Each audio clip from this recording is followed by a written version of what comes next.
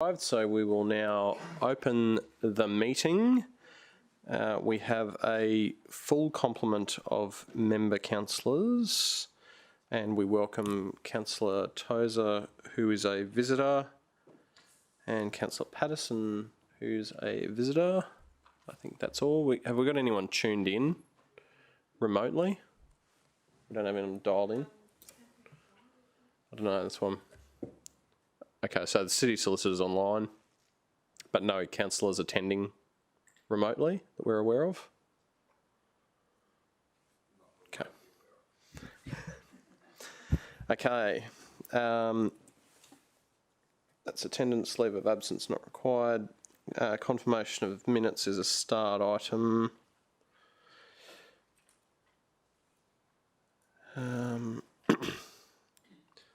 Let's just deal with the confirmation of minutes first, since we do have some conflicts to deal with. So someone like to move that those minutes be confirmed. Moved by Councillor Pettyyoung, seconded by Councillor Gates. All in favour? Against? Carried. Item 4, conflict of interest declarations. Councillor Gates. Thank you, Chairman. I have 3 today. I have 2 prescribed conflicts where for item 6.2 and 6.3 I will be removing myself from the chamber.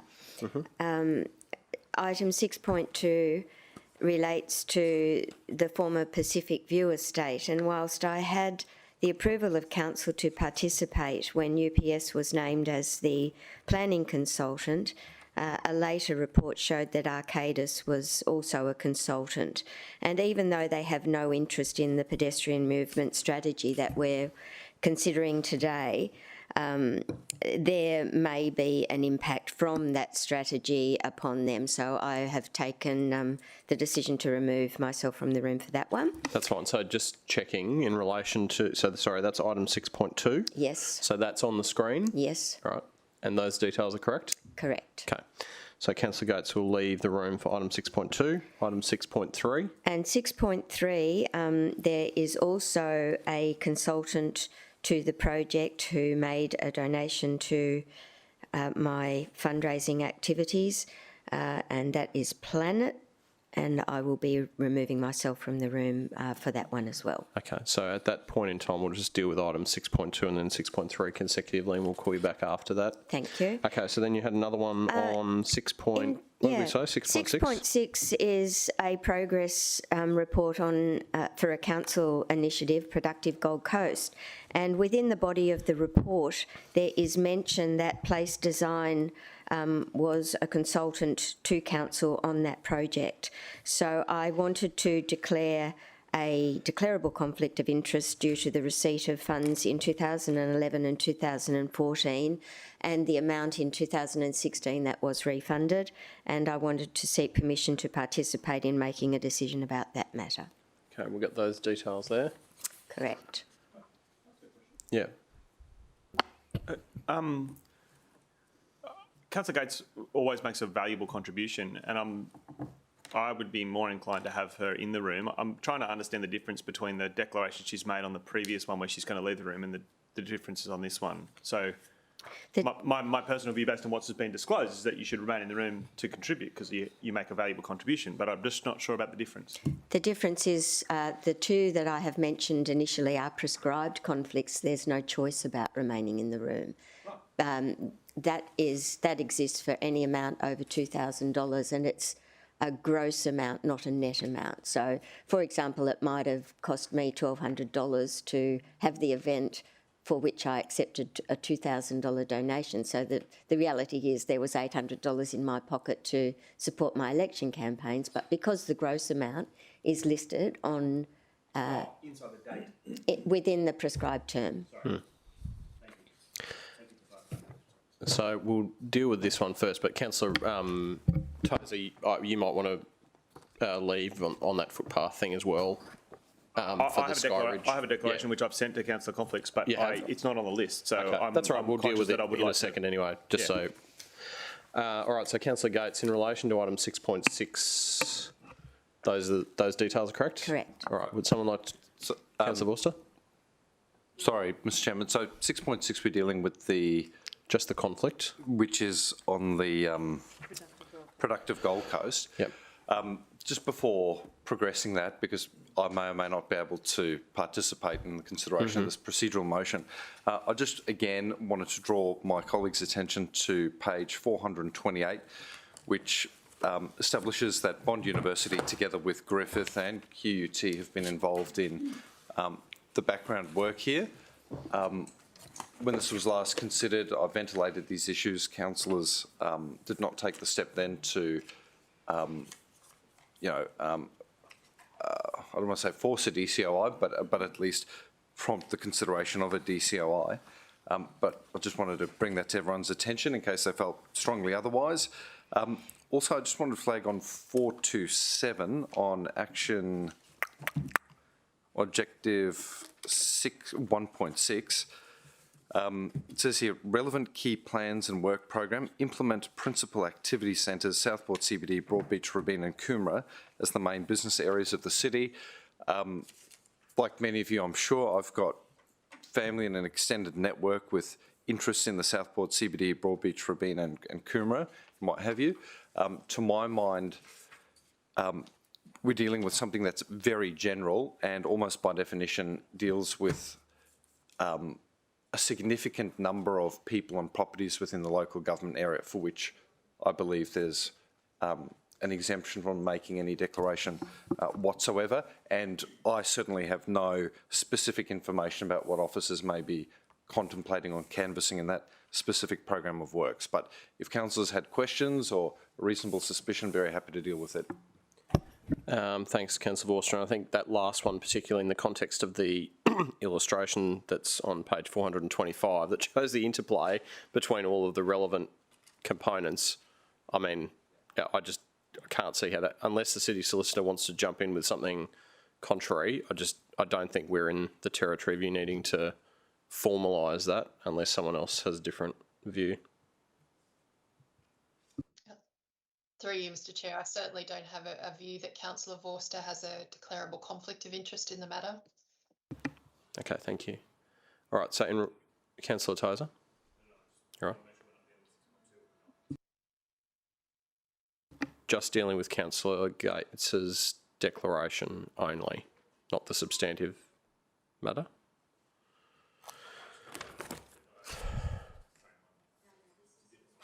Yeah. 6.6, yeah. Yep, sorry. Okay, so in relation to Councillor Gates's conflict on 6.6, would someone like to move a motion on that matter? Okay, well, Councillor Pauline Young. Gates should remain in the room and participate in the discussion of or in the consideration of item 6.6, despite her conflicts of the declarable conflict of interest, the time that has lapsed, and the fact that her contribution to the agenda item is valuable to the committee and the community. Sorry, I should have been more prepared for that. That's all right. It's not.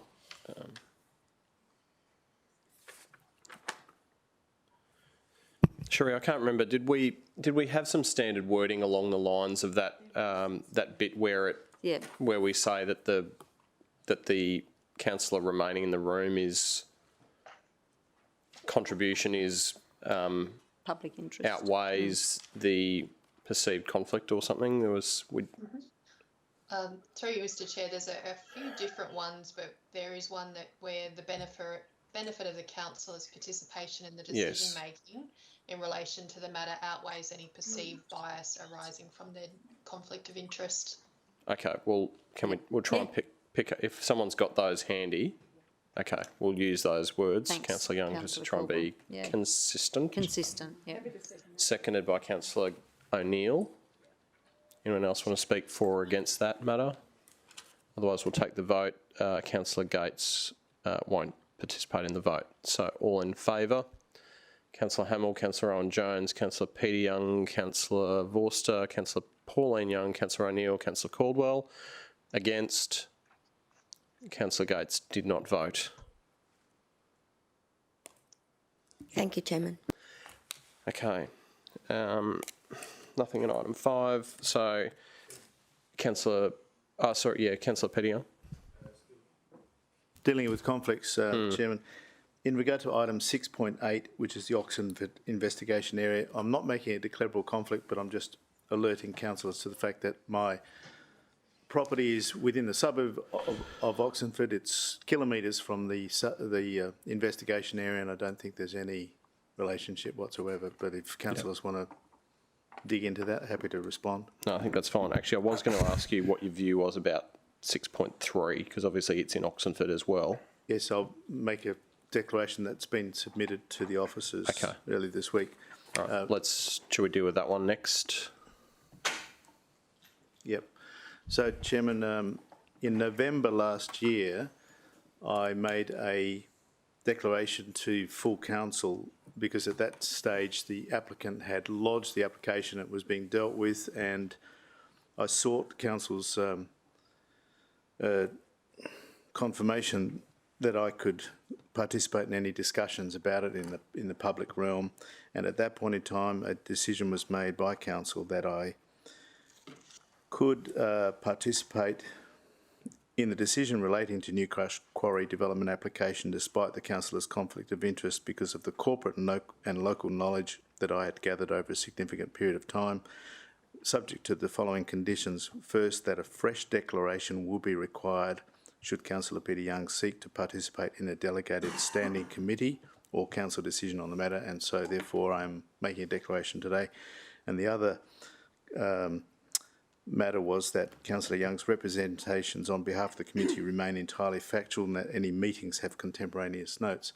And I have attended one public meeting and kept notes of that meeting and my discussions with community members afterwards, and happy to distribute that to anyone who wishes to see them. Unfortunately, I didn't bring it today, but it's unexciting. So in dealing with today's declaration, Chairman, it should be on the screen. Newcrush are obviously the owners of the Oxenford Quarry and have submitted a development application to council to expand and extend the duration of the operations of the quarry. The property that I own under mortgage and where I live is at its closest point within 700 metres of the existing and proposed expanded quarry boundaries. My house is approximately 1.1 kilometres from the quarry and is impacted by the effects of blasting undertaken at the quarry, both air shock and ground vibration. My wife and I are co-mortgagees of the property. Neither my property or the quarry are currently in Division 5, so that's why I'm in that vicinity. So, pardon me? Correct. I was for that particular area, but the boundaries have changed. I'm seeking permission to participate in the decision about the matter, Chairman. I've lived at the property for 27 years and I've experienced the impact of blasting operations due to the time. I've acquired materials. I've actually personally bought material from the quarry. I believe that I can best represent the interests of the local community by participating in the debate and discussion as an informed and balanced ratepayer and elected representative. As I said, I did represent the area and I've got a pretty good comprehension of genuine community sentiments.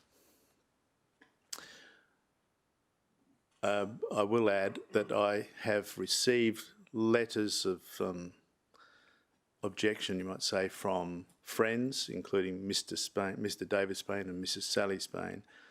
We've also received letters from Gecko on behalf of their members, and I'm a lifetime member of Gecko, and I think no doubt there's been others that have made submissions. I haven't held direct discussions with any of those parties about the proposed application, except for the public meeting that I attended with Councillor Owen Jones. So, I think this is quite a difficult matter, actually. So, Sherry, I hope you're listening. My concern is that you've explained a direct link between the operation and your property. Now, I don't know whether that means that it is a material personal interest, but the way I read that, if you vote against the quarry, you don't then have those issues arise, and there may be a direct result on your property. Understandably. So I don't know, Cherie, can you just help us as to whether that means we have any discretion, or is that actually a material personal interest as it's been disclosed or something? Through you, Mr. Chair, so it is a declarable conflict of interest rather than a prescribed conflict of interest because of the difference in the tests now. So you still do have a discretion as to whether or not you're happy with Councillor Young participating in a decision. It just becomes a matter of whether or not you think that you're able to manage that conflict in an appropriate way by allowing him to vote, or whether you wanted to, for example, include conditions, which we've done before, like that Councillor Young can participate in the debate about the matter but can't vote in the ultimate decision about the matter, could be one set of conditions. But it's really just about whether or not you feel that you're comfortable with his participation. Okay, thank you. Councillor Vorster? Thank you very much, Mr. Chairman. Through you to Councillor Young, what I'd like to do in my own mind is establish whether an approval in this case would potentially cause you to suffer a loss or stand to benefit. And for me, in my mind, the test is will conditions change for you? So, for example, is your house presently affected by the operation of the quarry?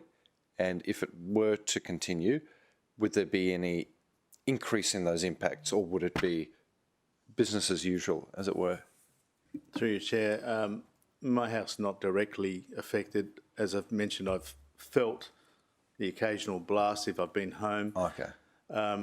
It's never caused me any particular concern and doesn't into the future. As I said, I've also purchased material from the quarry, so that's a handy resource for me in a local sense. Yep. I think I'm very open-minded about this proposal, and That helps, because it kind of, the wording of the declaration draws maybe a more direct link. Yeah. Right. I've not made any submission, nor has my wife, in regard to this, and I did correspond with Councillor Owen-Jones twice last year when I was home on a blast days, and I just said I've just felt a shock or something like pretty insignificant sort of notation to him, which he can probably verify. Yep. Thank you. Councillor Hamill, then Councillor Owen-Jones.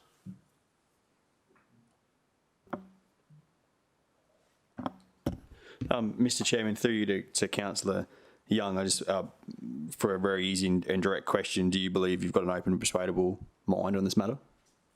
Yes, I do. That being the case, Mr. Chairman, I'm prepared to move a procedural motion on this one if you're willing to accept. Okay, we'll just let's just take a question or comment from Councillor Owen-Jones, and we'll come back and give you the It's just a reminder to you, Chair, that I've previously made declarations in regards to this, so I won't be voting, but I also won't be remaking those declarations today, having discussed it with by email with the City Solicitor yesterday. Okay, so sorry, so why aren't you voting? I'll be voting in regards to the item. I won't be voting in regards to this procedural motion because, like Councillor Gates, myself, Councillor Peter Young and the Mayor, all four of us have previously made declarations in regards to this space. Sorry. Through you, Mr. Chairman, to Councillor Owen-Jones, could you just explain that for me?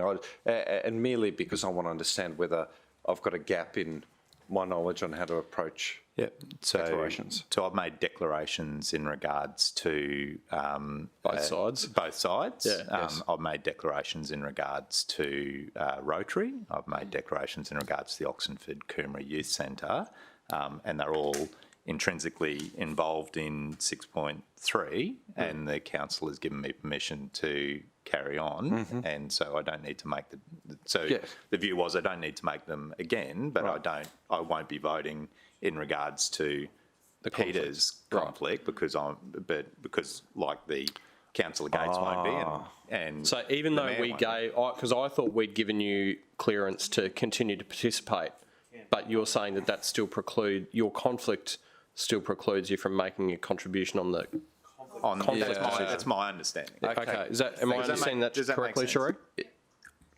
Yes, that's correct. And Okay. Councillor Owen Jones is correct on that Yep. position. Great. Okay. Thank you. Councillor Patterson? Thank you, Mr. Chair. I'm not a member of this committee, so I won't be voting. That's all right. You're very welcome.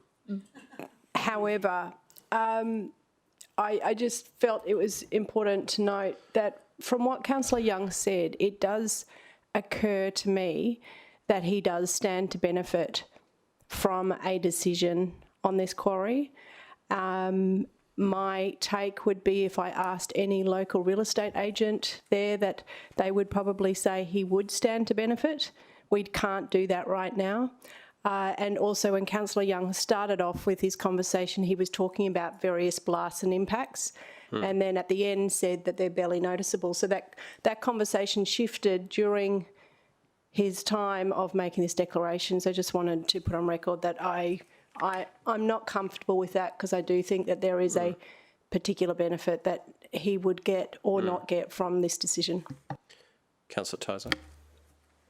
So when we're considering the conflict matter, no, I don't have a vote either. My understanding is that within 1.1 kilometres there are several thousand residents, and the issue isn't whether one of us has a conflict compared to any other decision maker, but it's whether there is a conflict compared to any other person in the surrounding area. So my question is through you to the City Solicitor: does the amount of people living in the captured area within that impact zone, is that a number of people sufficient to mean that Councillor Young has no greater or less risk of loss or standing to benefit than any other person in the local geographic area? Through you, Mr. Chair, the number of people is relevant, but it's also relevant to consider whether or not any benefit or detriment that Councillor Young may receive as a result of the decision will impact upon him any differently. Like, is he greater affected than anybody else in that particular community in the area? And on that basis, it would be reasonable for council to decide that despite the fact that he may have a benefit or a detriment arising from the decision, that may not be any more than anybody else from the local government that local community might receive. To me, So it's both the number of people and also the degree of impact. To me, that's an important test for us to think about as we're representing our constituents' interests, as well as disclosing our own. Yeah. Yeah. Okay. Councillor Owen Jones? So my understanding is, whilst I'm not allowed to vote, I am allowed to participate in regards to the conversation if I have anything that's relevant. And I can say that I've letterbox dropped the area immediately adjacent to the quarry 3 times during the public submission period, and I letterbox dropped Councillor Peter Young's house, and there's approximately 900 houses that received that same correspondence, if that helps in regards to the number of people in that immediate kind of vicinity. I mean, it does and it doesn't, like numerically, but then like half of those might not have ever known that there was a quarry there, and half of them are saying, well, I feel vibrations. Maybe only 100 of them say they feel vibrations, of which Councillor Young's one. So I guess it may help, but it also isn't definitive. Councillor Hamill? You happy to take words, Mr. Chair? Yep, let's have a crack. That Councillor PJ Young may participate in the decision despite the councillor's conflict of interest because the public interest is served by him remaining in the room, and he has declared on public record he maintains an open and persuadable mind on the matter.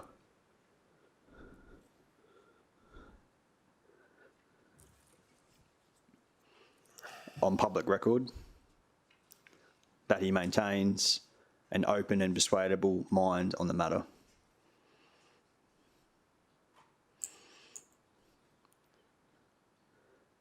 And then I'm just wondering, Mr. Chair, that particular point that the City Solicitor made about interests in the positive or negative versus everyone else, if maybe there's a sentence we need to incorporate from that as well.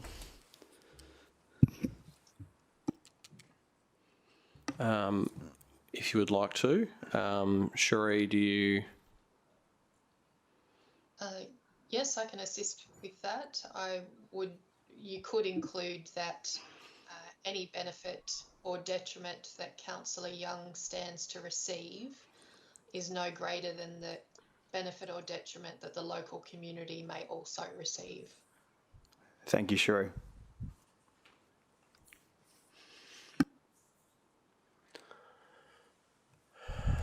Okay. So, proposed motion by Councillor Hamill. Does someone want to second that motion? Okay. So, we're not quite there, I think, Councillor Hamill. Would there be an inclination to attempt to have Councillor Young make a contribution to the meeting but not vote on the matter? Would that be something that might gain a seconder? Or do we think, alternatively, that Councillor Young should leave the room? I guess there's the cascading. Councillor Vorster? Thank you, Mr. Chairman. I'm inclined to welcome the participation of Councillor Peter Young in the debate. Reflecting on the fact that we didn't have a seconder there, if there were a motion that added the condition that Councillor Young be precluded from participating in the debate, I'd be happy to support that. That's really a matter for, I suppose, Councillor Hamill to accept. And the reason why I'd like to do that is this is an enormously complex matter with significant community interest. And as a long-serving councillor that's had the opportunity to, represent that community and speak with it, I think his insight will add an important complexion to the community interest test, which I think we all have to apply in our planning decisions. So I wouldn't want us to arrive at a point where he's out of the room completely, because I think we would lose important information and insight. So given that there was no seconder, if we add the additional condition... So can we just change that from debate to vote, I think, is the...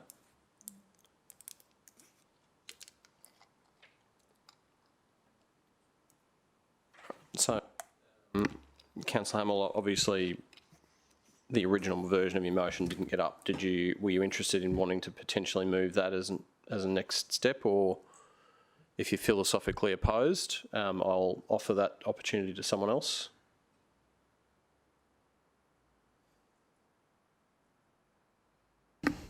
I do have to admit, Mr. Chair, I'm more on the side of being against that addition.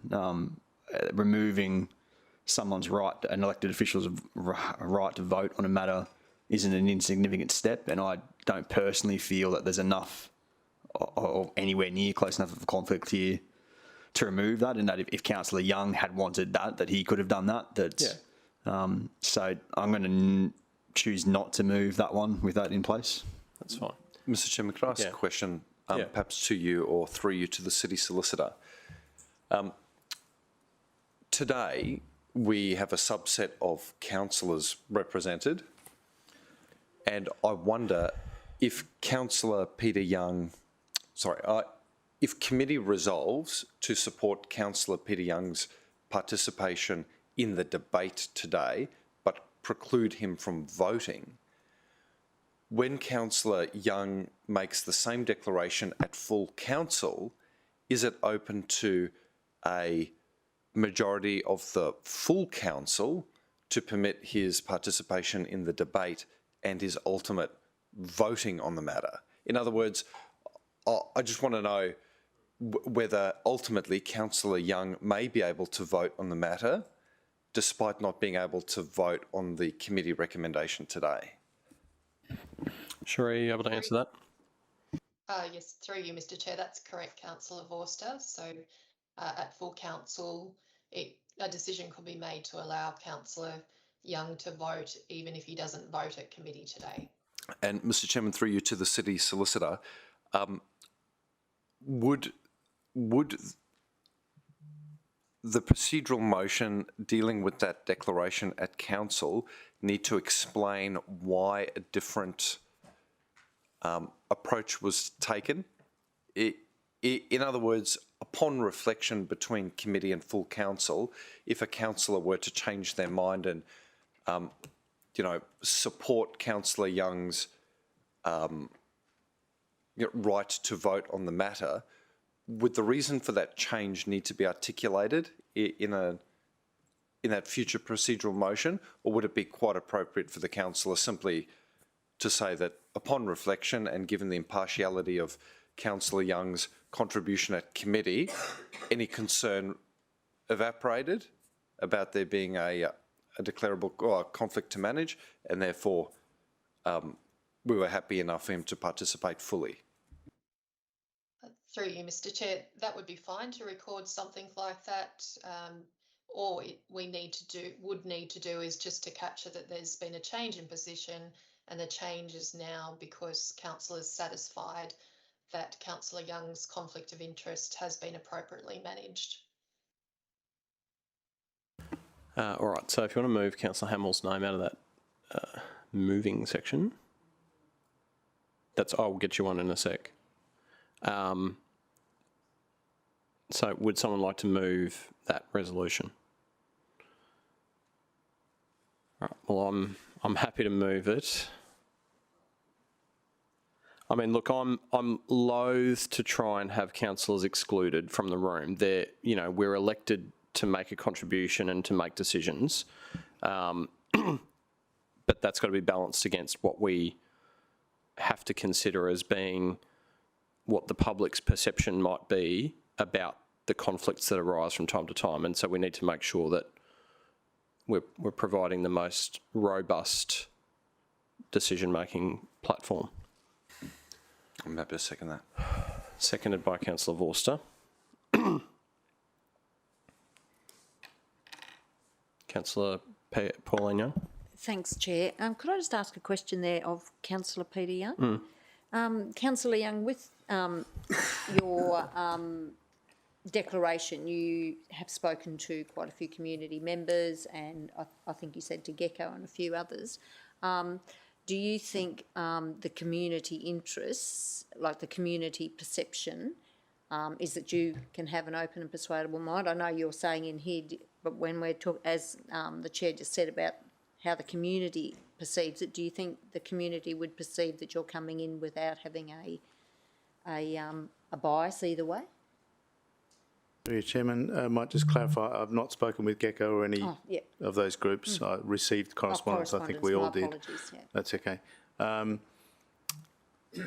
did represent the area perhaps for 8 years, which includes the quarry and that immediate surrounds, and I think that I've established a relationship with people, and they probably think that my contribution to the debate and decision on this would be a fair thing, and perhaps on the contrary, if I was excluded, they might think it's an unfair thing. So I think you should bear that in mind. Yeah, well, Thank you. Yeah. I've been deliberately very open about that blast effect. So you know that despite the distance, I do feel that, but I've not ever made a submission, and I believe that I'm open-minded about this, and I think, specifically answering your question, I think that the local community think that my contribution would be valuable. Thank you.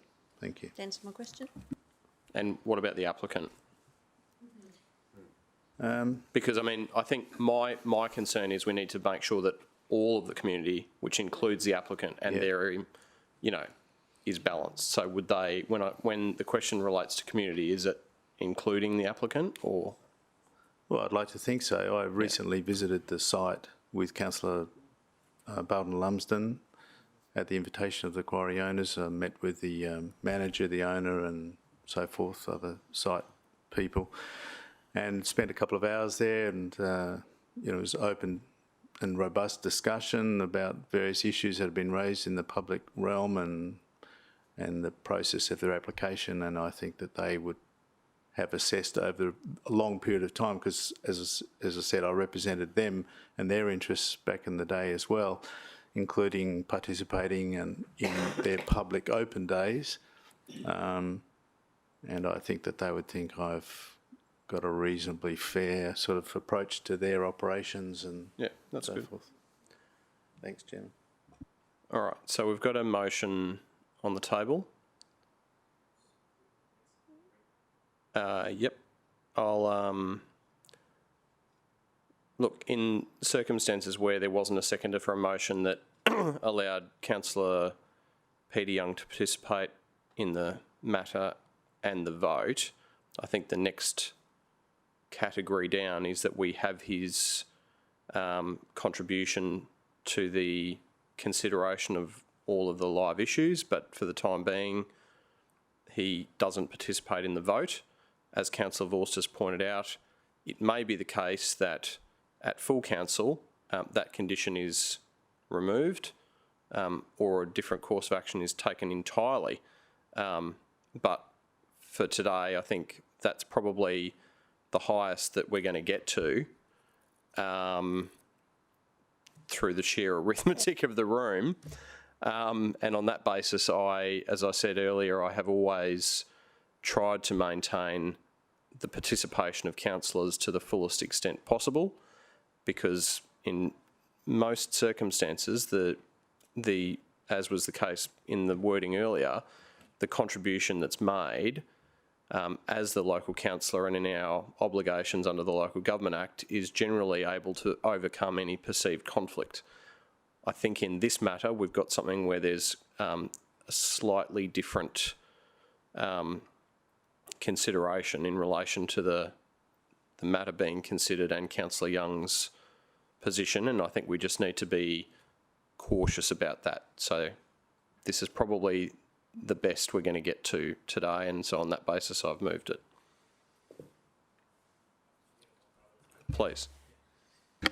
I think we're in very difficult territory, and I feel, you know, strongly that it's been managed really well. You know, we're trying to have a robust discussion around these conflicts, but frankly, Councillor Young's benefit or detriment to him personally, it'd be very difficult to demonstrate that's greater or less than any other person in that large, which I think is a 900-person catchment where the distribution of Councillor Owen Jones's material went. But I would suggest that there's probably more that didn't get a leaflet from Councillor Owen Jones that are probably in that broader area.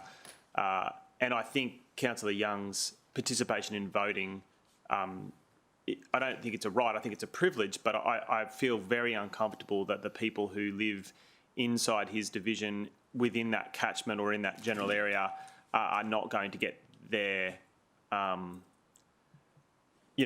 Councillor Young will be excluded from representing their interests. And I think that's actually really, really important in this matter. I think Councillor Young will put together a very persuasive argument for his position, whatever it might be, as we hear the information. But excluding him from voting, I think, is a sad and difficult precedent for us to set as a council when, Councillor Young has been so forthright in the way that he's and transparent in the way that he's explained it, and the vast number, more than 1,000, I would suggest, people that could potentially be not have their interests represented by Councillor Young by excluding him from actually voting, whilst we are encouraging him to be persuasive in debate. I just think it's not the right way forward, and I didn't want to not take the opportunity to speak against it. Anyone else want to speak for or against? Councillor Vorster. Thank you very much, Mr. Chairman. I reflect on the significant community interest concerning this proposed development. And as you quite rightly say, the community interest is not just from those who live around the area, but those who are also affected by the operation of the development, to earn an income, for example. The community that's affected by this decision is actually quite wide, and it probably ensnares people who live in each of our respective communities. So on that account, I support the sentiment of what Councillor Tozer has put forward, that we're dealing with a significant catchment. That said, in my experience, when there is a particularly high level of community interest and media debate and what have you, we can arrive at a point where we have to deal with a perception issue. And in dealing with that appropriately, we can ensure that the public interest is served by maintaining faith in our impartiality and decision-making process. Up until this point, the Council has afforded Councillor Peter Young the ability to participate in community discussions, receive and respond to correspondence, so that he could, in the full sense, discharge his duties as councillor. Today, what this motion proposes to do is allow him to participate fully in the debate, which may or may not lead each of us individually to different conclusions, because we all maintain an open and persuadable mind. But the reason why I'm comfortable in this step today is that committee ultimately does not make the decision. Today, we're not making a decision on whether this is approved or not. We're merely making a recommendation. So we're not making a decision, we're making a recommendation, and Councillor Young will have the ability to make a contribution in order to seek answers and persuade each of us one way or the other. And even though he may not be able to vote, he may still yet have the ability to decide when full council meets on Tuesday. So I actually don't think that the community is underrepresented today. I actually think it's a reasonable step to protect the,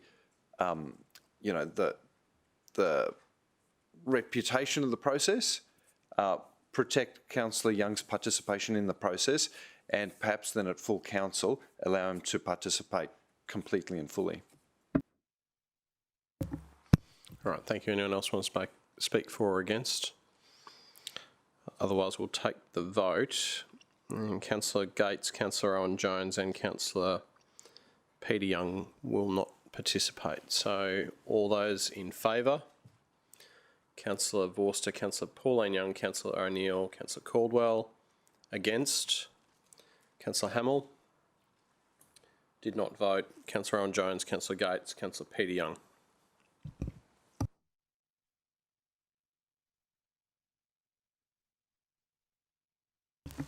So it's 9:52, still on conflicts, going well. Councillor Tozer, did you want to deal with, so. On the agenda, but I sent through to council conflicts a conflict declaration I'd made before, and I am seeking to participate in debate on the matter whilst I don't have a vote in this committee. This is for 6.2? 6.2, yep. Did you want me to read out the conflict, or you? I can read it if you like. No, that's right. I think we still probably need to record the conflict. So that there was a resolution of council that I could participate in debate. If I met with the applicant in any way, I should take notes. But on today, this is a matter that I wasn't necessarily expecting to come up because I haven't participated up till now, but I'd like to contribute today.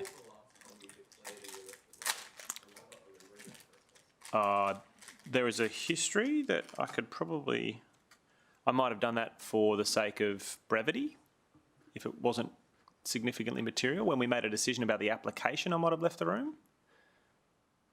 But it was probably a matter of administrative burdensomeness as opposed to... Yesterday, Cherie sent me a summary of what I had done. Well, let's just pop up the the conflict.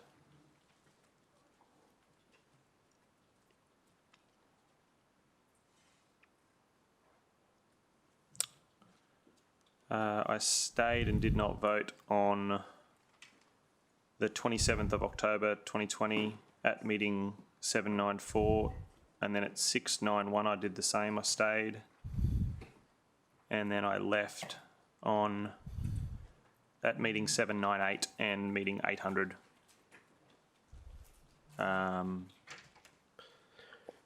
Yeah, but So it's up to you, but I mean, I just want to make sure you're not making a mistake, because I thought that you had declared a material personal interest and left the room. No, not. It's been declarable for some time now, not prescribed.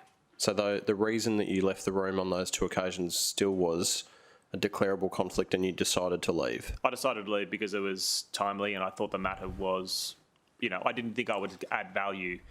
We are now getting to the point where I think it's quite possible that there's some local issues coming up, and I think I could add some value to the debate. And I'm willing to trust the committee's view on making that declaration and seeking to remain in the room.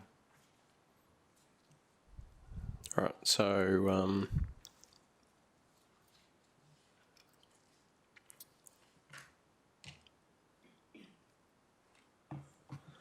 we got the conflict.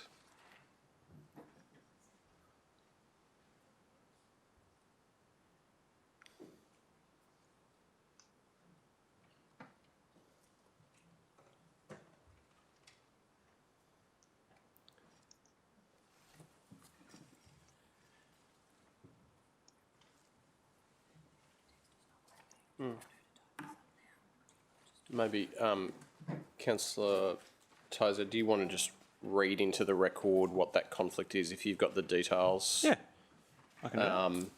Just the auto wording's not working. Coming up. Yep, piss cake, I'll do that now. Just read the high level. The form that I sent through, pursuant to section 150 EQ3B and 150Q E33C of the Local Government Act 2009, I hereby provide notice that I have a declarable conflict of interest in this matter, the nature and particulars of which are as follows. Ross Atkins, a person whose interests include a part share in the development application now known as Sky Ridge in Wurrungree, bought 10 tickets on the 4th of April 2016 for his family and friends to a music event I hosted, and those tickets were valued at $5,000. The name of the other person is Ross Atkins. The name of the relationship of the other person to the councillor is Ross Atkins bought event tickets from me for his family and friends, valued at $5,000 on 4th of April 2016. Ross Atkins is a minority part owner of the development interests. The value of the gift or loan or tickets was $5,000 and it happened on the 4th of April 2016. I'm seeking permission to participate in making a decision about the matter, although that's not the case today. I'm just seeking to participate in debate today. Councillor, my knowledge of the local and community expectations as local councillor surpasses any perception of conflict based on the amount of time passed since the event, which is 5 years. So that was very fast, and I'm sorry. You've got the wording there? You've got it, great. That's fine, thanks. So this is 6.2. So Councillor Gates, you've got a conflict on this one as... No? Yes?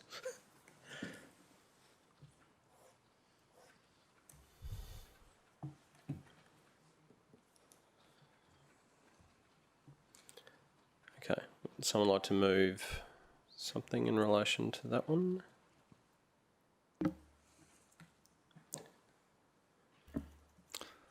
Councillor Vorster? Thanks, Mr Chairman. Just a question through you to Councillor Tozer. Without, I suppose, going too much into the substance of the report, to me, it's a rather banal report. I think it's starred even. Are you making a declaration simply because it's on the agenda, or do you propose to unstar the report and talk to it or propose any changes? And I suppose for me that's the test of whether, this is merely establishing a new approach to the way we handle your declarations. Yeah. So or not. I've formed a view based on having read the report, it being provided to me, and I did not know whether it would be unstarred or starred, and I have come today because this is the location of where 15,000 of my constituents will ultimately potentially live. It relates to how pedestrians move around that and I thought I might be able to add local knowledge about that were the committee to discuss the matter, and that's why I'm here. It's a significant number of people, and how pedestrians move around this future development makes sense. I have no intent to change any recommendation. I can't change a vote, but I definitely want to be present for a matter that appears to impact such a large group of future constituents. And I'm not aware of anyone wanting to unstar it or do anything with it, but I'm here for that reason. I had a briefing yesterday, which is another thing. So the planning officer briefed me yesterday, so I'm fully across the report. And he didn't alert me to anything else, but other than to brief me on the report. Councillor Owen-Jones. Thank you, Mr Chair. Through you to Councillor Tozer. Councillor Tozer, would the donor to your campaign, to your event, be now described as a prohibited donor under the new legislation? I can't answer that. I don't know the answer to that question. So haven't you told us that they have an equitable interest in the development outcomes for Skyridge? Yes, they would be. So I think that they would be defined as a prohibited donor, and it's for an amount of $5,000. I don't think you have any choice. So the time frame. I've got to say, Councillor Tozer, what's more concerning is that on the last occasion this was before us, you, whether or not it was for convenience or not, expressed that the conflict was so great that you were leaving the room. And I can't see that anything's changed. And my recollection was that you had come to the conclusion that it was the right thing for you to leave. So again, it's a difficult one, but again, I would like to participate in debate on this matter. I think it's got to the stage where that's important. Councillor Patterson, question? Through you, Mr Chair, I would appreciate some clarity around why Councillor Tozer was out of the room last time, and the idea that it's getting more important, so he should now be in the room kind of defeats the purpose of why he was out of the room in the first place. So if you're out of the room when it's not as important, but because of a conflict, well, I would have thought that would stand and be more of a reason to be out of the room now.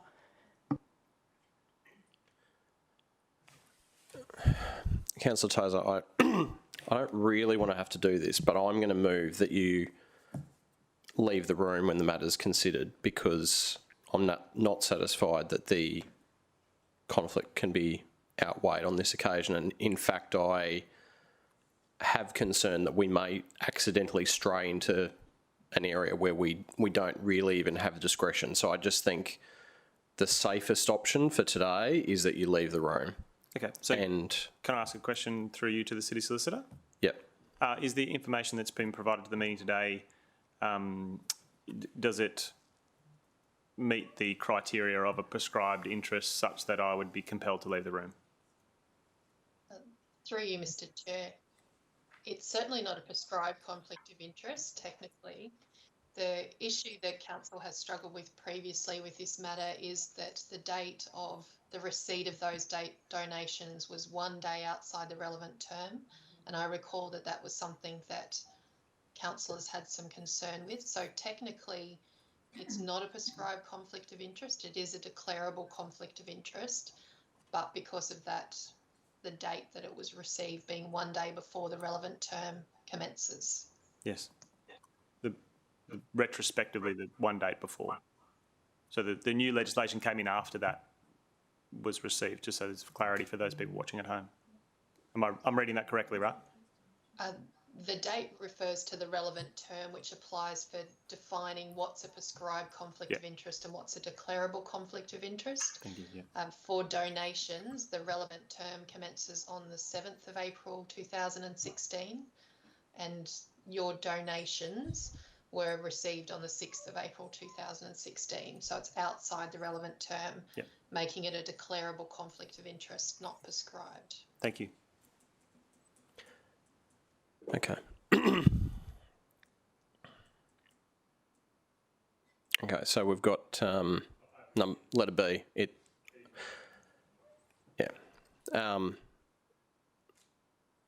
Anyone want to second that? Councillor Pauline Young. I've already effectively spoken to it. Anyone want to speak for or against? All right, we'll take the vote. All in favour? Councillor Hamill, Councillor Owen Jones, Councillor Peter Young, Councillor Pauline Young, Councillor Gail O'Neill, Councillor Caldwell. Against? Councillor Vorster. And did not vote Councillor Gates, Councillor Tozer. Yeah.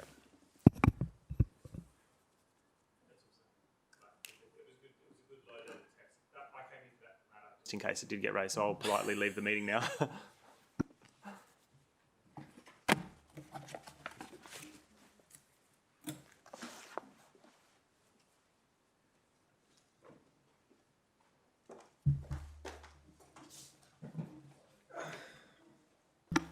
All right, so councillors, we've got a number of starred items starting at 6.1 onwards. Did anyone want to unstar any of those? Councillor Owen Jones? 6.8, which is the Oxenford investigation area. 6.8. Councillor Gates? Chairman, 6.6 is starred, about which I've made a declaration. There's no need to do anything further than leave the No. room when the time comes. Well, you're not leaving on 6.6. Oh, sorry. So if we dealt with it as a starred item, we would just record that you voted in the affirmative or negative, as the case may be. Okay, thank you. 6.2. Hey? Yeah, it's good. 6.4, 6.5. 7. Sorry, I'm just running through to make sure we're not missing anything critical. Okay. 6.2. Yeah. Okay. So should we just unstar 6.2, and I know Councillor Vorst has a keen interest. He's very likely to want to move that item anyway. So let's unstar 6.2. We'll deal with that briefly. So Find it rather pedestrian, Mr. Chair. better than that's better than banal. What's that? Banal. You used the word banal before. Banal. Bagel. Maybe I'm South Australian. No, look, I said banal because, I mean, without reinterrogating this, I mean, the reason why I voted in the negative is we're dealing with some footpath movements, so it was banal. Well, woody cardboard, I don't know what you want to call it. yeah. And I mean, that was almost the only reason I was prepared to do something different to that, was on that. Yeah. It was But banal. in the end, there's a threshold public interest in Of course. a developer with an active development who's given him $5 grand. Yeah. And the community interest or the public perception needs to be served. So, councillors, we've got items 6.1, 6.4, 5, 6, 7, 9 and 7.1 all starred. Would someone like to move the starred items? Moved by Councillor Peter Young, seconded by Councillor Gates. Take the vote. All in favour? Against? Carried. Unanimous. And Councillor Gates recorded as being in the affirmative just for the purposes of 6.6. All right, councillors, we'll return to 6.2. Oh, well, Councillor Gates, that's the end of the meeting. So, for you. So it's been a wonderful 67 minutes. I thoroughly enjoyed it. Oh, no, not another. What? But she's not. But I mean, the footpath network at Upper Coomera is very important.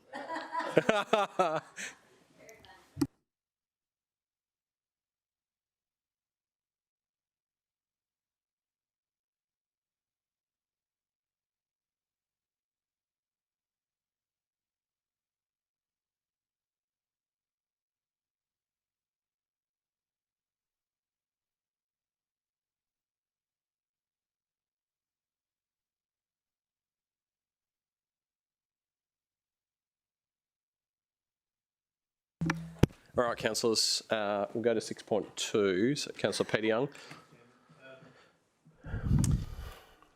It may not be directly related to the content of this report, but I'm interested in the connectivity, pedestrian connectivity of this entire estate with areas to its north and west in particular. So north is Wurundjeri and Highland Park, and west is Gilston. And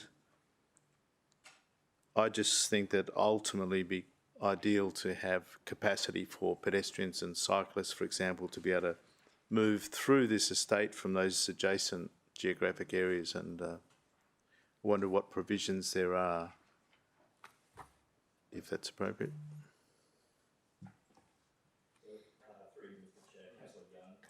The underlying preliminary approval approved by the state, we've been getting progressive development applications over the site.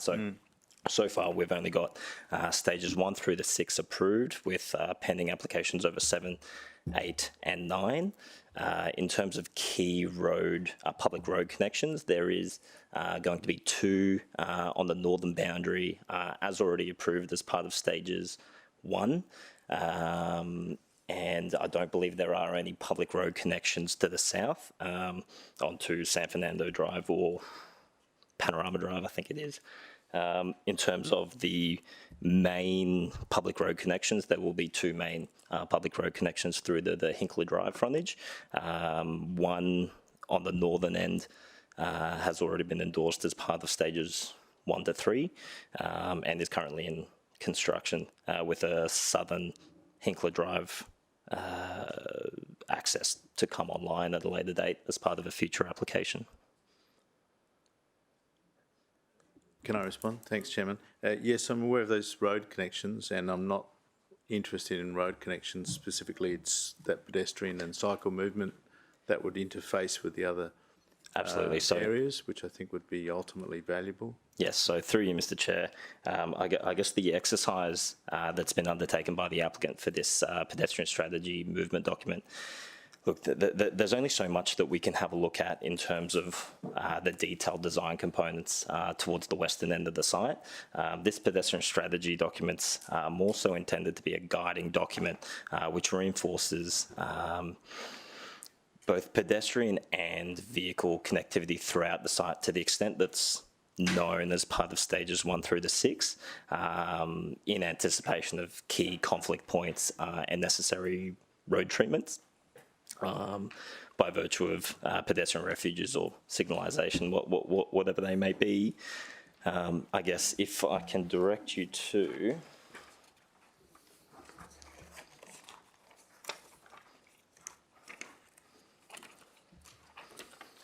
I believe page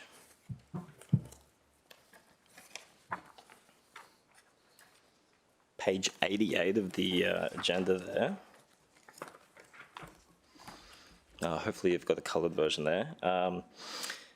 That outlines the conceptual desire lines and attractors associated with the estate. So you can see that the eastern portion of the site will be a mix of residential, commercial, and future educational precinct. So while we have an idea of the public road connections around there, they have also considered the pedestrian network through the development as approved, with an intent for pedestrian movements to traverse along the public recreational linkage adjacent to the ecological corridor, which will continue out through to the west. Does that sort of address your query there, Councillor Young? Kind of. I was going to direct your attention to page 72, which is exactly the same drawing, which identifies those key pedestrian desire lines, but I see some identified as minor trails that are just on the periphery of the estate to the west and the south, and they're not very strongly demonstrating a intent to integrate this estate with adjacent areas. With the area. So through you, Councillor, through you, Mr. Chair, Councillor Young, the actual physical linkage adjacent the ecological corridor, so the ecological corridor is 100 metres in width, with the public recreation linkage being 20 metres, I believe, 20 or 25 metres. Within that will be a council-owned, I believe, 2.5 metre footpath. So while the desire lines that they have identified delineate between major, minor, they have conceptualised what they're intending to be the core movements based on the catchment to the west through to the residential. So I guess looking at that, so running through the guts of the site north-south is electrical easement. Yep. So within that, you've got the public park linkages. It's unlikely for the catchment to the north. I guess, look, it's not locked in because we don't have those detailed plans for the western end, but it's intended that the primary pedestrian routes will be along the ecological corridor from an amenity perspective, in that's like from a path of least resistance from human behaviour, I guess, is for lack of a better word. So, Chairman, I understand the focus of this particular report and document is the internal movements, and it's got a lot of detail about that. Pardon me, and I just wonder if it may not be something you can attend to right now, but yep. If there's the capacity to give specific attention to those interconnections in the future.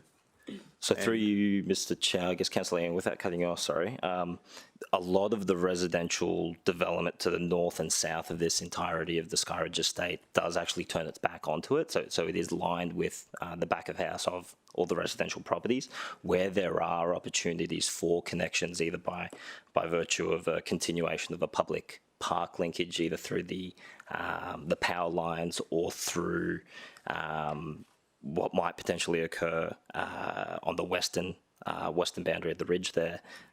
We would be exploring those opportunities, but I guess at this point in time, all we really know based on the detailed designs that we've been provided to date is essentially where that north-south linkage is. It's all subject to detailed design. Just one more question, if you don't mind, Jen. Do you think you need a decision of council to reinforce your attention to those particular aspects in the future? Through you, Mr. Chair, Councillor Young, no, I'm quite confident that we've got a full suite of, I guess, an overarching planning mechanism to secure those outcomes. So we will have the Skyridge Development Code, which is approved pursuant to the ministerial approval, the preliminary approval over the site. To the extent that there's any consistency between the Skyridge Development Code and the city plan, the Skyridge Development Code does prevail. However, the Skyridge Development Code identifies road typologies throughout the site. The city plan that's relevant at the time of lodgement will also still be applicable, so all LDG requirements. Probably the bigger one about pedestrian connectivity is the walkable neighbourhoods regulation in the planning regs. So that'll identify bare minimum requirements for pedestrian connectivity by virtue of pedestrian footpaths and road connections as well, to ensure that, yeah, I guess where there is a potential dead-end road, that there is a through connection between two catchments, yeah. Thanks, Chairman. Councillor Vorster. Thanks, Mr. Chairman. Just had a question, then I'm happy to move it so we can get on with it. Yeah. So reference was made to the future educational use, which I must assume is a school. And I suppose I had this question about the interaction between the development of that school and the approval that's in place through the state government approval. I understand that when a school progresses through an approval process, they use what's known as a ministerial infrastructure designation rather than a standard DA that comes through council and is assessed underneath our planning scheme. It may have regard to our planning scheme, but it's not assessed under our planning scheme. To what extent would the minister or the council through submission be able to secure active transport path and public transport changes around that future school that may not be contemplated in the current approval and in this pedestrian movement plan? I suppose we don't know what the school looks like, and there may be a good argument for some improvements to be made. Can we take advantage of the MID process to attempt to argue for those? Through you, Mr. Chair, Councillor Vorster, I guess I'd have to break that up. So in terms of the skeleton of the development that's established pursuant to the reconfigurement of the lot, we've determined, in part, there are particular road typologies as endorsed by the Skyridge Development Code. So to the extent that we can control our public road network to secure particular infrastructure by virtue of bicycle lanes, footpaths, road alignment, the MID process, if they do choose to go down that route, council will be provided an opportunity to comment back to the minister or the government entity controlling that MID.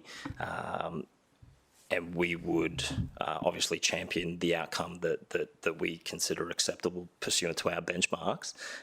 But ultimately, the discretion would be with the minister in terms of identifying those matters. So as part of this process, we did actually consult with our traffic and transport section, specifically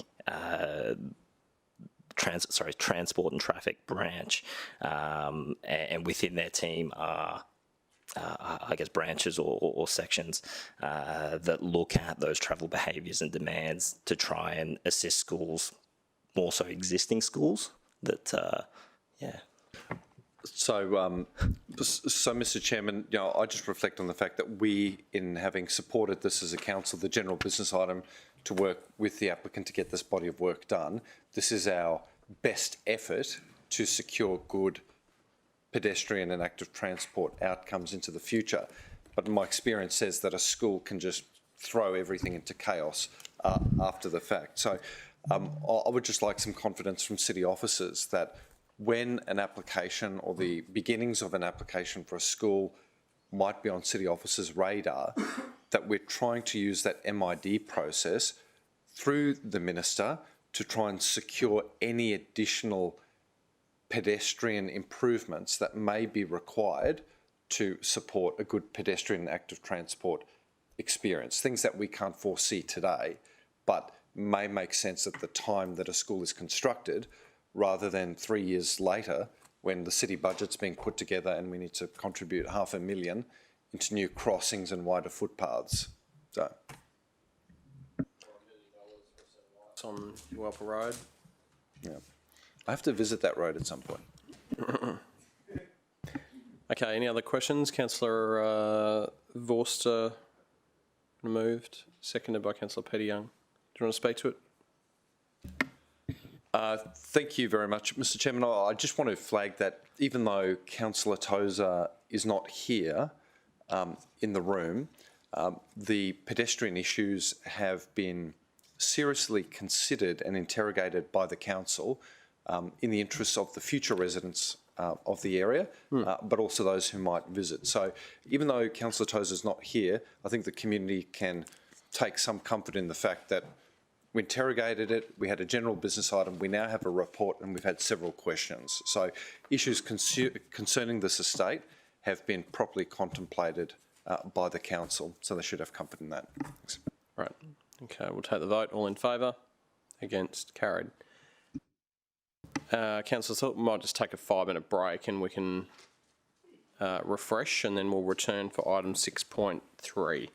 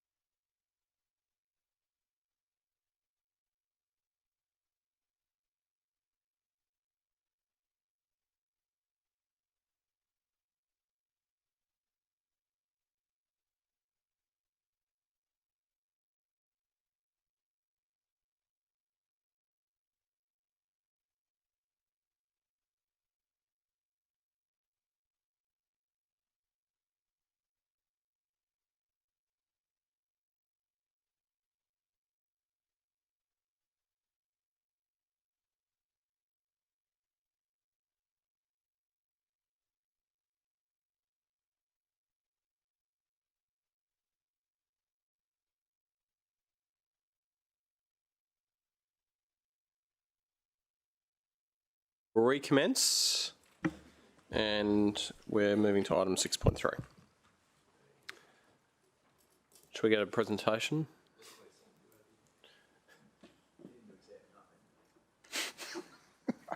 I know, so good. So good. All right, fire away.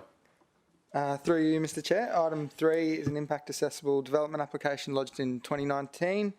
It's been assessed against the provisions of the Planning Act 2016. So the application seeks approval for a development permit for a material change of use for extractive industry for a quarry. It's seeking to enlarge and realign an existing quarry footprint and extend the duration of an existing extractive industry. So the application also includes a component for an environmentally relevant activity for extraction and screening, not more than 1 million tonnes per year, a development permit for operational works for tree clearing.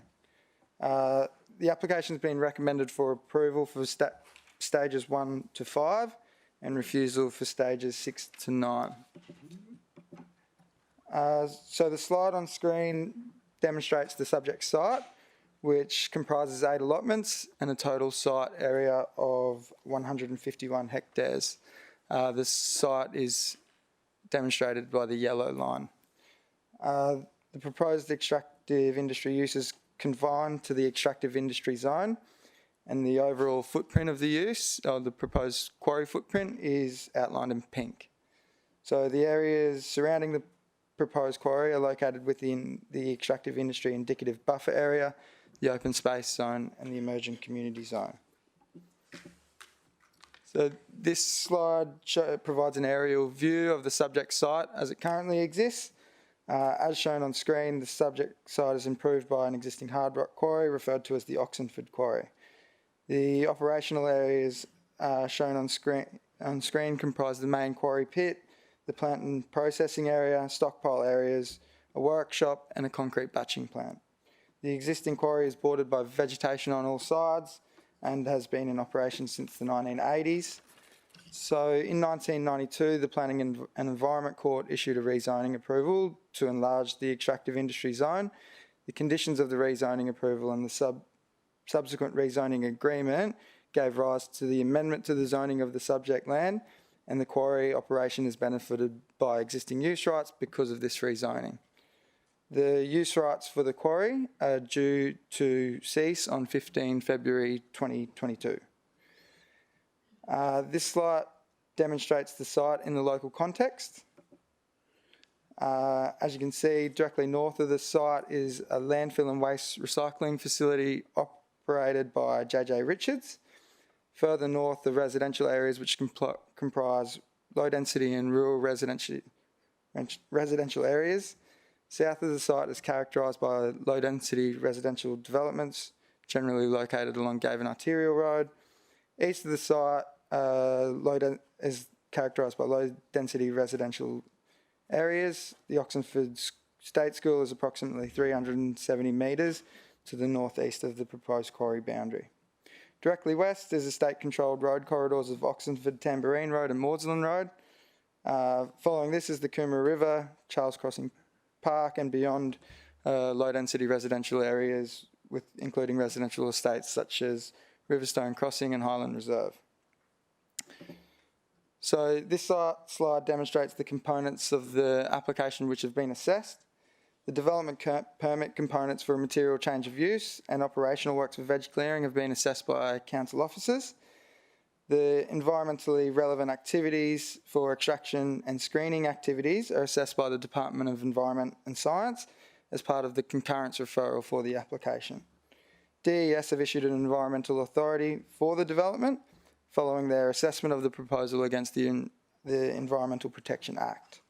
The Environmental Authority controls matters such as air quality, water quality and quantity, environmental impacts, acoustic impacts, waste management, self-monitoring and reporting and other general matters. The key matters for the assessment of this subject application include consideration of the proposed land use in the context of the relevant planning framework, the consideration of community need for the proposal, haulage routes, nature conservation, rehabilitation of the quarry, amenity protection and natural hazards. So this slide on screen shows the relevant resource area map, which is referred to as KRA 68, as well as the zoning map which applies to the site. The proposed quarry footprint is outlined in pink, and the applicant proposes to use approximately 58% of the mapped resource. The quarry footprint is consistent with the extractive industry zone and the KRA mapping, and it avoids the extractive industry buffer area, which has been included in city plan despite the KRA map. So the buffer area is noted to be included in the city plan zoning as a means to control separation distances to surrounding residential uses. The slide on screen shows the proposed operational stages 1 and 5, which are recommended for approval subject to amendments. The officer's report and the development outcome for stages, as discussed in the officer's report, the development outcome for stages 1 through 5 are considered appropriate. Officers are confident the visual outcome for these stages won't result in adverse visual impact. So this slide demonstrates stages 6 and 9, which are recommended for refusal. As discussed in the officer's report, stages 6 and 9 are unable to be supported due to uncertainty having regard to the visual outcome when the plant processing and equipment areas are to be relocated to the northern side of the quarry pit. So the proponent has not provided sufficient details to substantiate the visual impact of these areas, and as such, officers are unable to provide support for these stages. This slide demonstrates the separation distances from the proposed operational area to surrounding residential areas. As noted on the slide, the closest residential lot is located approximately 160 metres to the east on the opposite side of a ridgeline. So as shown on the drawing, there are ridgelines which border the proposed quarry footprint to the north, south and east, buffering the view of the quarry from residential areas in these directions. The quarry has potential to be visible from the western residential areas. Officer's report demonstrates that no adverse visual impact of the quarry is expected to occur when viewed from the residential areas to the west for stages 1 to 5. So this slide demonstrates the proposal when it was originally lodged and the proposal in its current form. The application was changed in February 2021 in response to officers' concerns regarding removal of matters of environmental significance within a biodiversity area. The strategic framework identifies that matters of environmental significance as they occur within a biodiversity area are to be protected in situ. This slide further demonstrates the change to the proposal as well as the biodiversity overlay which affects the site. The proposal no longer removes removal of vegetation in this area. This slide demonstrates, so the provisions in City Plan provide opportunity for to seek land dedication where development triggers assessment against matters of environmental significance. Given the matters of environmental significance surrounding the proposed quarry, officers consider it as warranted to provide development conditions for the land shown on screen to be transferred to council's ownership for conservation purposes. Land transfer of these areas will contribute to the city's green space network and assist in demonstrating compliance with the assessment benchmarks of the planning scheme as they relate to matters of environmental significance. Officers have also sought to impose an environmental covenant over the balanced land within the extractive industry zone that is also within the biodiversity area.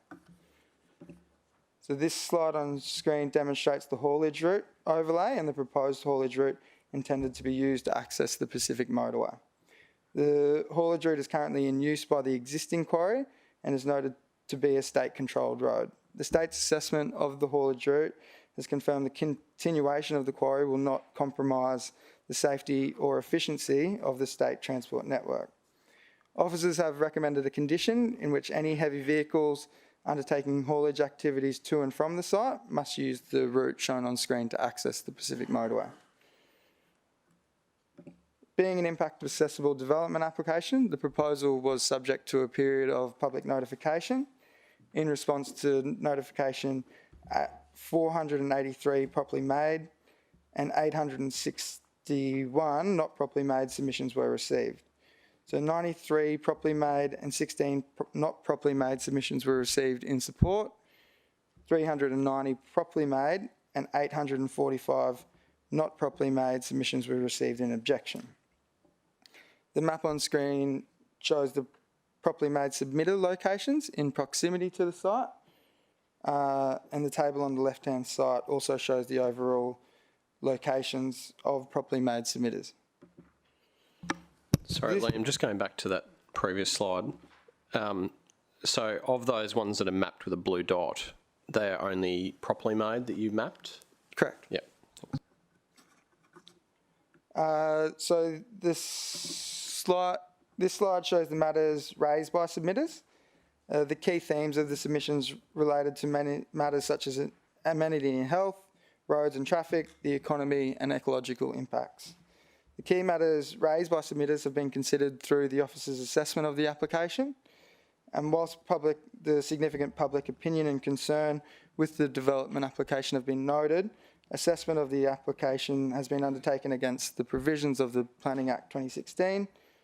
Officers have completed a thorough assessment against the relevant benchmarks in the planning scheme in conjunction with the common material, and are satisfied in recommending approval of the application subject to conditions for stages 1 through 5, and stages 6 to 9 are recommended to be refused. Okay, thank you, councillors. We'll go to questions. Councillor Vorster. Thank you very much, Mr. Chairman. My first question probably deals with more an operational business issue rather than a planning one, but perhaps city officers are across this detail. If the existing rights of the operator end in February 2022, we're left with a hole in the ground, effectively. What obligations exist under the current approval? What obligations exist on the current operator to rehabilitate that site? And what could we expect from that site once operations cease? So there are, through you, Mr. Chair, so there are conditions in the rezoning approval which require rehabilitation, as well as the environmental authority which the quarry currently operates under.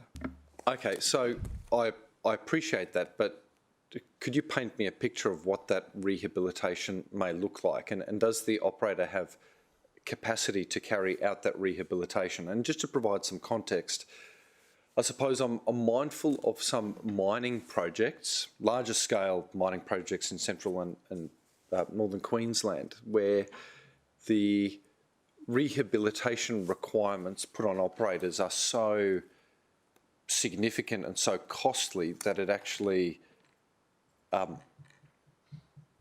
don't want to say undermines, but it challenges the business case for opening up the mine altogether. Environmental standards have shifted quite a bit over the last few years, and what I want to paint a picture of in my head is, if this is not approved, what will be the legacy of the current approval, rather than just saying it'll be rehabilitated? Through you, Mr. Chair, there are two rehabilitation objectives. One's via the rezoning agreement that the council issued. The rehabilitation is more on ensuring there's vegetation on the benched parts of the site and around the perimeter. There's also rehabilitation in ensuring that any water is actually housed so it doesn't escape and cause environmental harm external to the site. Under the rezoning agreement, those are the only rehabilitation components. There's also a rehabilitation in relation to the EA that's issued by DES. It is part of their EA approval, and we have it here. And it talks about implementation of a site rehabilitation and decommissioning report.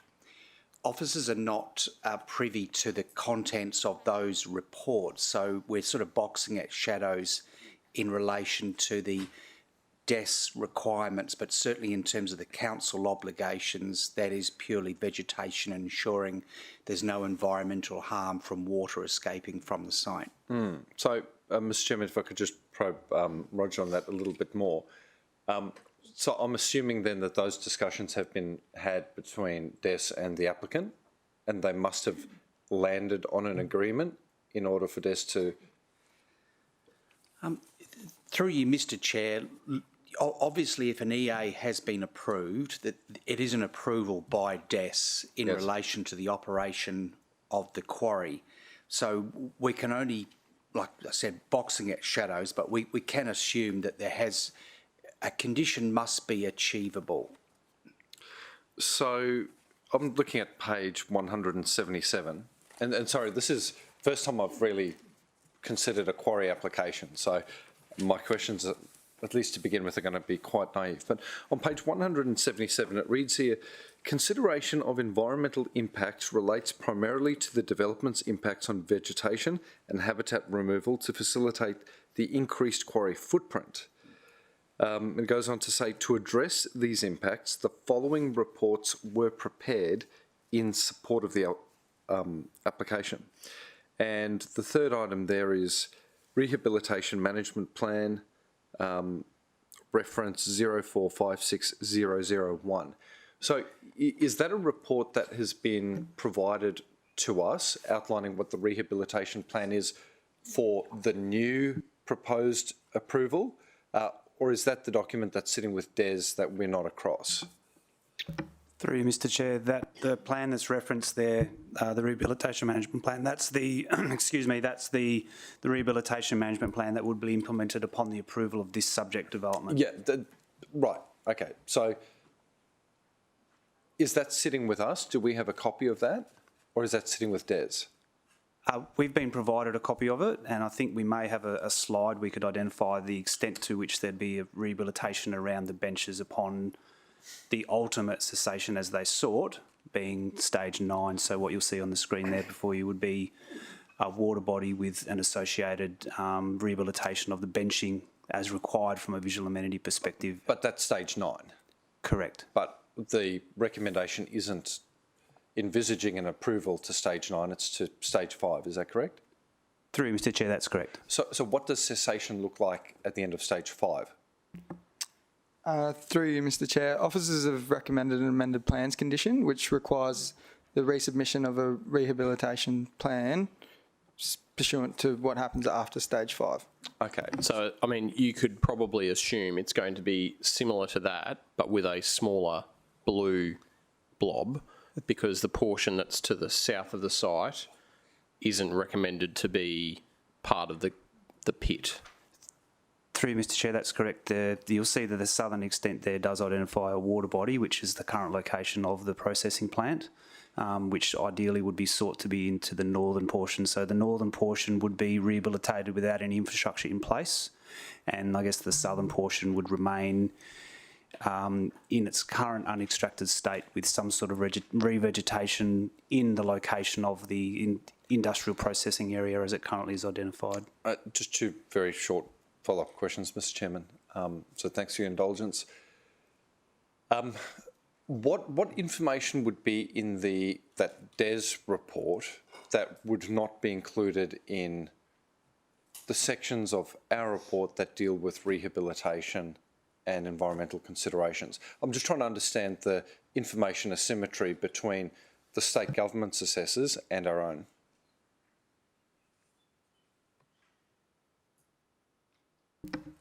Through you, Mr Chair, the Department of Environmental and Science have identified rehabilitation measures and some sort of, I guess, there is an indication of what the standards of the land would be in its final form and what they'd expect to be managed upon the array being, the use being ceased.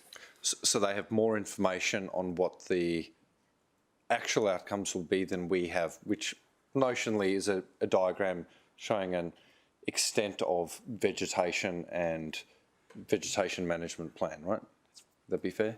Through you, Mr Chair, that's correct. There are obligations, and I guess they are relatively long-term obligations, as you've pointed out, that upon any cessation of use, there are rehabilitation requirements, and those rehabilitation requirements are the subject of the environmental authority, and they'd have to discharge all those requirements before they could actually walk away from the activity on the land. So they have a long-term obligation to meet the requirements before they could actually exit the site, so to speak. And Mr. Chairman, just lastly, because for me, I'm really mindful of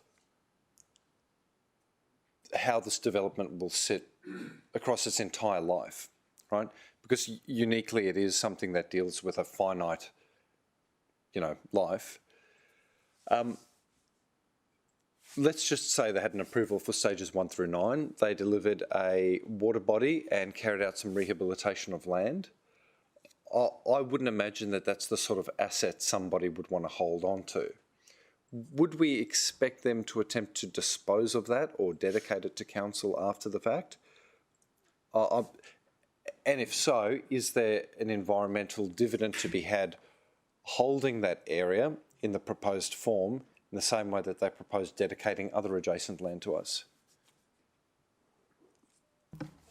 Through you, Mr. Chair, there would be, following the cessation of the use and the rehabilitation, there would be discussions held with council and the state in terms of future use arrangements. But until such time as those matters are actually before the authorities, it's unable to establish the final tenure and arrangements. But I guess there are rehabilitation outcomes and standards that would have to be met upon the completion of the use itself. Sorry, Mr. Chairman, last question. All right, Yep. Thanks. What are the chances that either the applicant or DES may voluntarily furnish council with the information that they have, which we do not have, in order to make a more fully informed assessment of the legacy outcome at the site? Is it something that they would likely furnish to us?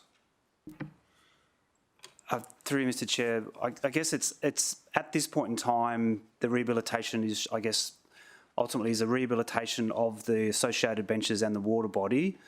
I guess without knowing exactly what environmental standards and outcomes that have to meet, there may be an expectation or understanding, obviously, with the applicant, but I guess without actually being directly responsible for the implementation of that environmental authority, we probably have to take that on notice as to what disparity of information. But I guess at a crude base level, there would be a water body with rehabilitated benches surrounding that water body.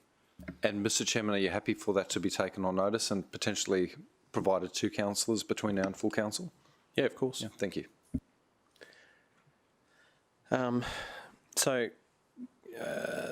Do we know, so I did ask you this question yesterday, in that page 197 plan, which shows the dedication of the area and the covenant area, what the size of that is? So everything that's within everything that's within that green corridor wrapping around, you're proposing to condition to be transferred to council. Do you know the size of it? So the green hatched area comprises approximately 78 hectares of land dedication, and then the covenant's approximately 10 hectares. Yeah.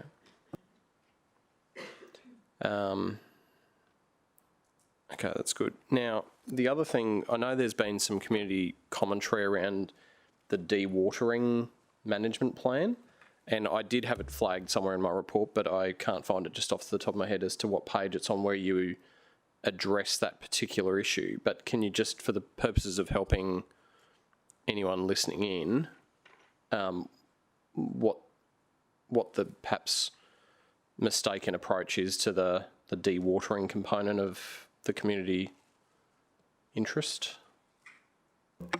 So with respect to dewatering, I guess the terminology that we would use is the stormwater management and I guess groundwater management to an extent that there is. It's covered through the environmental authority and conditions of that environmental authority with respect to any water quality requirements that are discharged from the site. But for the most part, for lower flow rain events, the majority of water is retained within the site. But the dewatering management plan is a reference to something that we talk about when we're talking about people digging basements for high-rise development. Is that right? And so it's quite a different consideration to stormwater management. Correct. Yeah. Councillor Pauline Young, then Councillor O'Neill. Thank you, Mr Chair, and through to Liam. Great report. It sort of covered, really covered and made it quite easy to understand. The KRA, the Key Resource Area, I think it's 68. That's a state planning policy. So how long has it been dedicated as a KRA? So is it that something that like mapped as that in the last couple of years, or has it been something that's been a mapped area for a considerable amount of time? I don't know exactly when it would have been created, but it would have been created prior to, I guess, the planning scheme or city plan coming into effect. I think somewhere in the report there was a timeline. It was identified or mapped on 2013. 2013. So, and adopted after that. Okay, thank you. I ran out of sticky notes. They were, yeah, well, they were having a technical failure, so I can't find where I marked that. But somewhere there's a bit of a timeline of where those things fall in. On page 396 of the report, the date of the map is on the map. Okay. That's me for the moment. Okay, I've got Councillor more. Yeah. Yep, Councillor O'Neill. Thanks, Chair. Just to Liam, through yourself, I noticed there was a great deal of objections, especially about the air quality, dust, noise and vibration, and I know that's a referral onto the state relevant department, but did we have any information about the track record of the quarry with that department? I'm sure they do audits from time to time, and it would be interesting to know if we've taken that into consideration with this application, their past record with the department as to the audits, as to how if they're compliant or if they're more than compliant. Have we got that information? I mean, have been in the past, I'm talking. We don't have access to that information, but in the preparation of this particular application, the applicant supplied to DES air quality impact assessment, and that's been assessed by DES. With conditions? With conditions. Yeah. So we haven't actually taken into consideration any past history of their compliance to date, which is a bit of a pity. Through you, Mr Chair, I understand and appreciate your query. I guess from a regulation perspective, they do currently have an EA with requirements which have identified by the state, which are taken to be able to be achieved, and likewise upon any decision by the committee to make a decision on this, they would have again a new environmental authority, and they're using their assessment benchmarks. They give a conditional approval, identifying the basis upon which they can act to comply with those conditions, and they're satisfied to have given those conditions to manage and regulate the activity. So I guess on face value, the state have identified that they can comply and can achieve compliance. So I guess that's the main proposition that we have, or the state has to consider. Thank you. Further questions? Councillor Owen-Jones. Councillor. Mention was made of the area to be dedicated. At what point in time would that occur, please? The condition, as it currently reads, requires the land dedication to be delivered prior to the commencement of the use, which is prior to the commencement of this particular development permit taking effect. Councillor Owen-Jones. Mr Chair, I've got some questions. Some of them have already been asked and others will just pop up. So I'll try to do them in a bit of a theme, if that's okay with you. Sure. So through you to Liam, Do you know what the volume of material or tonnage may be to stage 5? We have not obtained that information. However, based upon stage 9, we understand it to be 63 million tonnes. But I don't know how much stage 5 would. And so the EA provides for haulage of material up to 1 million tonnes per annum. So do you have a view or an idea of what the time frame may be for the operation of the quarry through to the stage 5?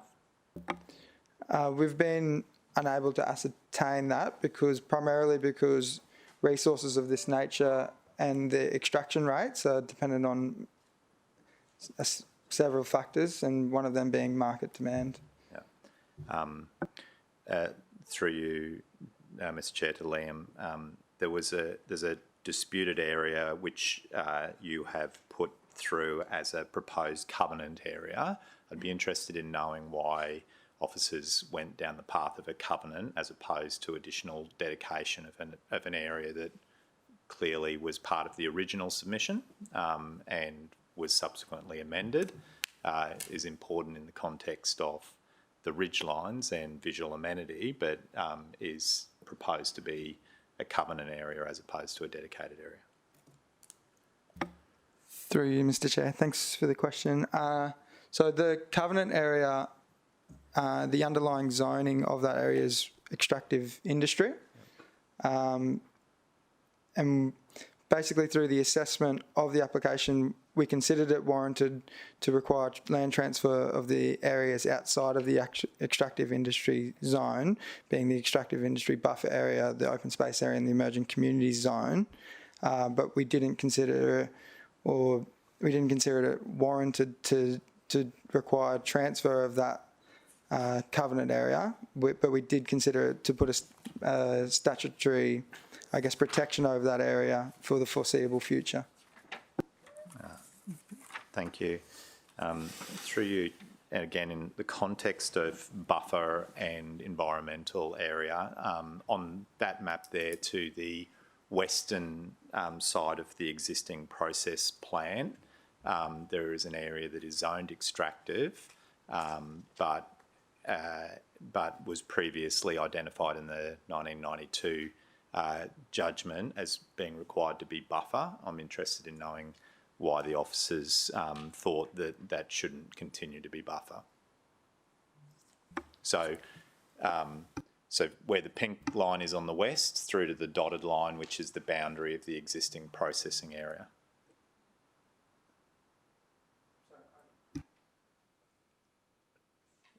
Sorry, Councillor Jones, are you talking about sort of that southwestern... I'd say permission to approach zigzag? the screen, but I don't need to. The area that Roger just pointed to. That area there. That between the pink and the black? Yep. So I guess between that area and the green is a ridge line. So the extractive industry boundary that has been proposed is sought to stay off that ridge line. And I guess there's just that part between the extractive industry zone and the open space zone that we've not considered relevant or required. So the extractive industry zone mimics the key resource area. The key resource area is ultimately defined under a KRA, which then goes on to, it's not just for mining, it's also for processing, and it actually talks off the distance off the processing plant from existing receptors. And in my view, we're ignoring the original 92 descriptions in regards to buffer, and we're saying it's all up for extraction, even though the ERA talks about both extractive and processing in that brown area. So I personally think that's the flaw. The hours of operation, there's been some commentary in regards to both the concrete batching plant that exists under a separate approval, and its hours of operation and the interaction of the officer's proposed hours of operation and that approval. And I was just wondering why that hasn't necessarily been identified in this report. So the concrete batching plant, it operates under a separate approval. Yep. And not what's been proposed, which is about the extractive industry use and not the concrete batching plant. But the hours of operation proposed by city officers for this use is ultimately silent on the batching plant because it's a separate approval, but the public in seeing trucks on the road at 4 in the morning or 4:30 in the morning see that as being a breach of the existing hours of approval conditions. And I was just wondering if you could elaborate on that for me. I guess our view on that would be the Planning Act wouldn't, I guess, in our view, would unlikely to be lawful if we tried to condition a different development or a different development approval under a separate land use application. So the hours of operation proposed just for the quarrying talk off the actual operations on site and maybe some maintenance. Is there anything that prevents a registered heavy vehicle from moving to the quarry at, say, for example, 4:30 in the morning unladen? Without any, so empty. So is there anything that prevents a registered vehicle from moving into the quarry at, say, 4:30 in the morning, which is clearly outside of the hours of the existing approval? Through you, Mr Chair, I guess we've got operational hours for the extractive times by which they can occur. There aren't any particular conditions that say that there's no trucks allowed to occur or to approach the site prior to that time. Yeah. It is a difficult proposition to regulate. If the councillors would look to provide, would sought to implement some condition to that effect, I can't see that as being unreasonable. But in the circumstance, we take it that the hours of operation are the means by which they can access the site for that land use, notwithstanding the fact that there is a separate land use. Yeah, and I've spoken of an empty truck coming onto site at early. A truck that was filled, for example, at 5 o'clock in the afternoon the previous night, leaving the site at 5 or 6 o'clock in the morning, is that outside of the hours of operation? Through you, Mr Chair, I think it is a difficult one. I guess if that truck was driving around on the site before the approved hours of operation, there would be a breach. I do recall, I believe it was there were some issues at the Boral Quarry where we had trucks, I guess some complaints from residents that trucks were arriving early.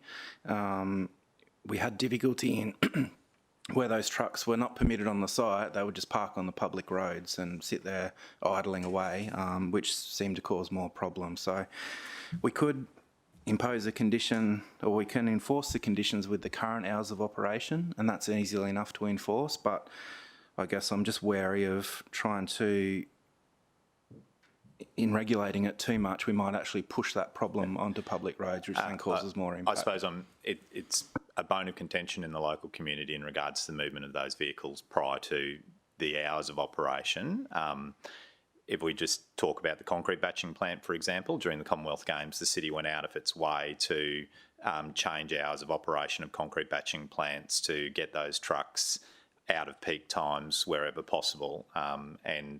There's clearly a school of thought that suggests that having heavy vehicles on main roads outside of peak times isn't actually necessarily a bad thing. It's just, in my mind, it's the conflict between established hours of operation and what the residents see as movements of vehicles outside of that.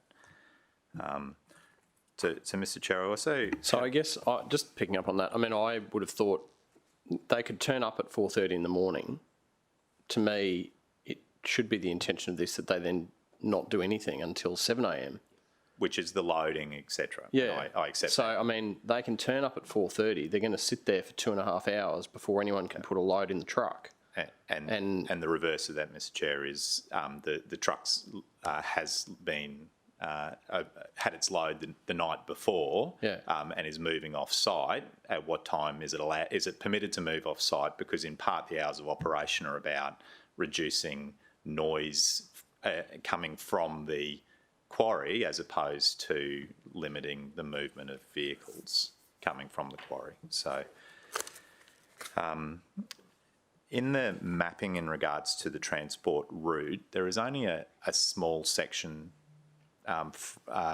which goes from the quarry to the roundabout, and then the hatched line or the conditioned haulage route is not identified in the city plan, in the strategic plan. And I was just wondering if you could talk to that, Liam. So the city plan haulage, or the haulage route or transport route overlay has been adopted from the key resource area mapping.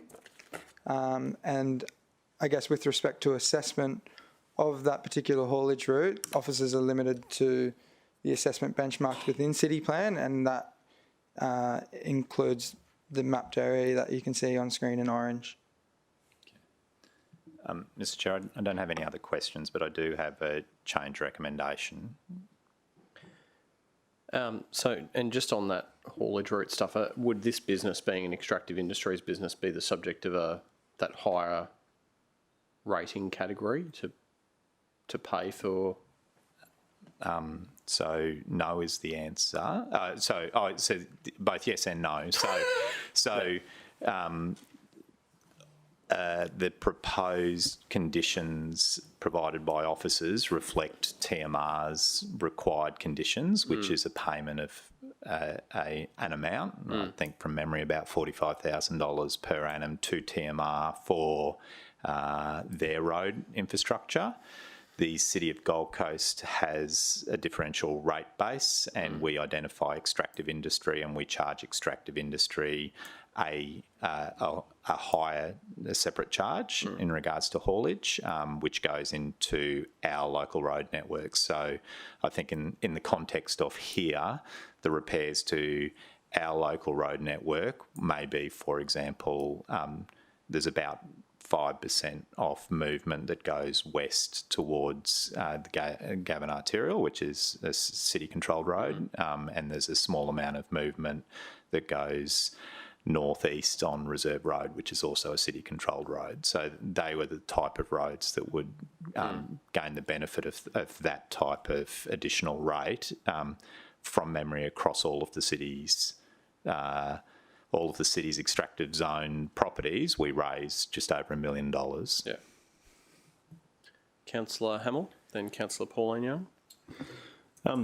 Mr. Chair, I'm sure, like all councillors, we all received quite a lot of correspondence on this one, and just in particular to this haulage route and the 100-metre separation issue. I remember receiving a map similar to this from a member of the community that had put a 100-metre buffer, or 50 metres either side of that road all the way to the highway. So could I just get clarification that 100-metre separation zone doesn't go all the way to the highway, it's only in that yellow section where it's required, and the rest of the route the 100 metres doesn't apply to?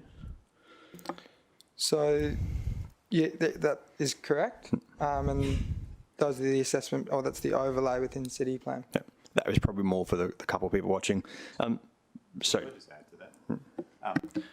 So my understanding of that 100 metres is also in the context of the state planning policy in regards to extractive industry, which is a document that is designed and introduced in 2016 to inform the minister in regards to the state interest checks. So the 100 metres is important, but it's important in the context of protecting areas. So later on today, we'll be talking about the Oxenford investigation area, where it is adjacent to the red conditioned haulage route. The minister would take into account that separation when preparing advice to the city regarding the state's interest on any changes to that area.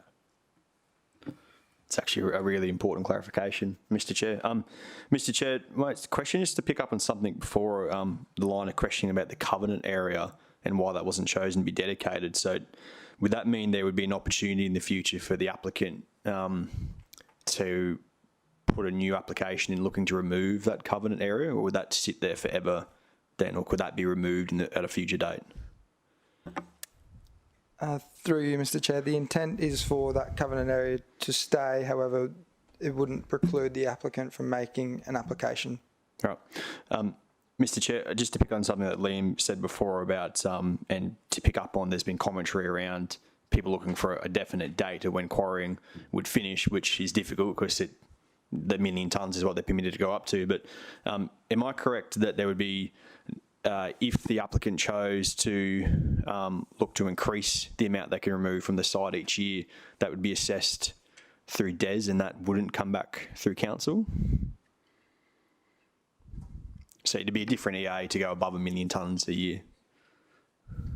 Through you, Mr. Chair, my understanding of that is that that would be an application that would be the subject of assessment by both the state and the council, where it would likely constitute a material change of use. So we've had quarries in other locations across the city where they've sought to increase the scale and intensity of the actual activities on the site, but not the actual tonnage overall, and those applications have been before council and the state. So I guess without actually seeing the detail, I'd expect that any change to that tonnage rate would both be the requirements for the state to reconsider and council to look at any other associated impacts for that material change. Understood, Mr. And I'm just in my head, like Councillor Vorster said, it's not that often that we get a quarry DA, just to understand. So I'm seeing in my head that they could go through this process and then maybe choose, if successful, in next year or 5 years or 10 years or 20 years to come in again and say, we have this footprint now, we could actually go to 2 million tonnes a year and to put a new application in to do that. So that doesn't preclude them from doing that at all. Through Mr. Chair, that's your understanding is correct. Mr. Chair, thank you for your question about clarifying dewatering, because this isn't a dewatering process that happens in a quarry. That's a very different thing. But just to, on the stormwater side of it and the discharge of that storm water, what kind of assessment was undertaken on the cleaning process of that storm water and the polishing of that storm water before it exits the site and goes into the Coomera River, from what I've read in the report?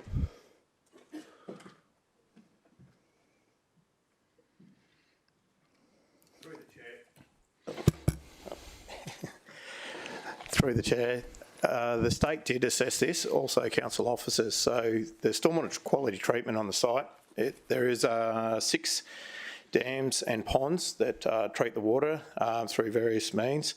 There's also swales as well too. So for storm events up to 1 in 5 year event, it's fully self-contained. The water prior to being released to the Coomera River, it needs to have testing done, and if the testing fails, then treatment needs to be undertaken to ensure that the water is of a sufficient standard. So that is covered off in the conditions of the approval. The state have provided conditions under their environmental authority permit, and also council officers have included conditions as well. I think they said, just to clarify there, Mr. Chair, I think there's a bit of a perception in the community, and maybe that's what I had got to my head, that there's water leaving the site all the time, but that's not in fact the case. It's held in the dam, they have to treat it, and then they can let it leave the site. Yes, that's correct. All right. That's all I had for Sam. Mr. Chair, my final question was around the visual amenity side of things. So noting it's heavily talked to in the report, and it appears to be by far one of the main reasons for refusing the second part. I'm interested in and looking at what the city plan says about visual amenity, and then looking on I'm looking at page 283, which has got officers' comments back to amenity and health and character of area. That my reading of the city plan is that there should be no negative impact on visual amenity, which in this case would be from trees being cleared, heading up the ridge line and benches being in place. And in sections of the report, when I read it, I took it as that there'd be no increase in negative visual amenity from any position, but 283 kind of differs to that. So can I get some clarification around what visual amenity impacts there will be, and will there be sections of this quarry that, if approved, either from 1 to 5 or definitely from 1 to 9, that visual impact up the ridge line would be to the negative? So, through you, Mr. Chair, thanks for the question. So the highest bench of the quarry up to stage 5 will be RL 45. Our assessment is that we've considered the visual impact of those benches up to that RL from external to the site to the west, and we haven't considered that the view to the quarry from those areas would result in an adverse visual impact. So that's not to say that the benches of the quarry would not be viewable, but it's our assessment that the visual impact of those benches would not result in adverse impact. So, Mr. Chair, the current cut in the pit, there is one section of scar, and I think nearly all councillors here have been out at the quarry, so they know the section I'm talking about, that there's one scar on one ridgeline at the moment that can be seen from a distance, especially from the other side of the river, which, based on their current RL that they've gone up that ridgeline, how many metres further would they be going up the ridgeline, Liam, at that point, which would be nearly where, sorry, that you had it there, I'll be able to point it out.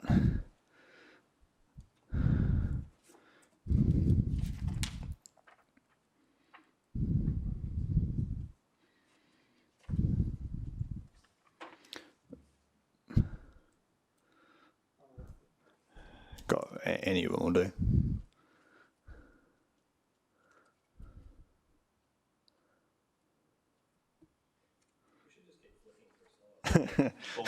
Yeah, that's yeah.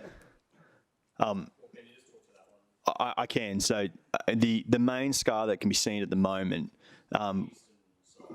would be the eastern, which would be kind of where it looks like the pink point 39 and 40 would be along that ridge line there. Sorry, it's kind of straight across from the left from residential, which is 3940 in the pink dots. So there's a scar on the ridge line that's visible there, as is now. So what current bench are they at there, which that particular map doesn't tell us that, and how much higher up the ridge line are they going to go at that point? Because I'm guessing that's going to be the worst scar visible.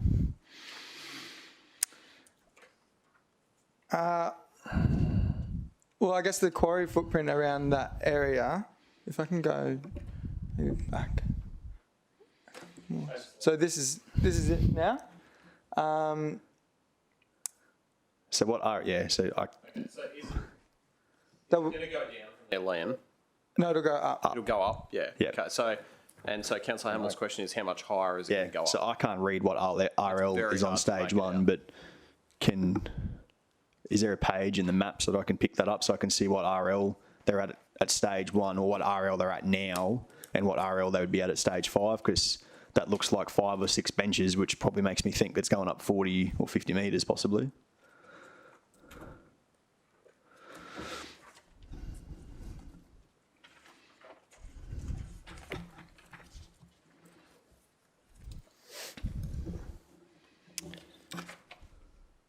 And Mr. Chair, just for some context, while officers find that, it's just because when I went out to the quarry, I thought for leaving the site that my understanding was that particular scar that was already visible wouldn't be worsened. But looking at that map, that's not the case, that they would be benching up that ridge line further still. Yep.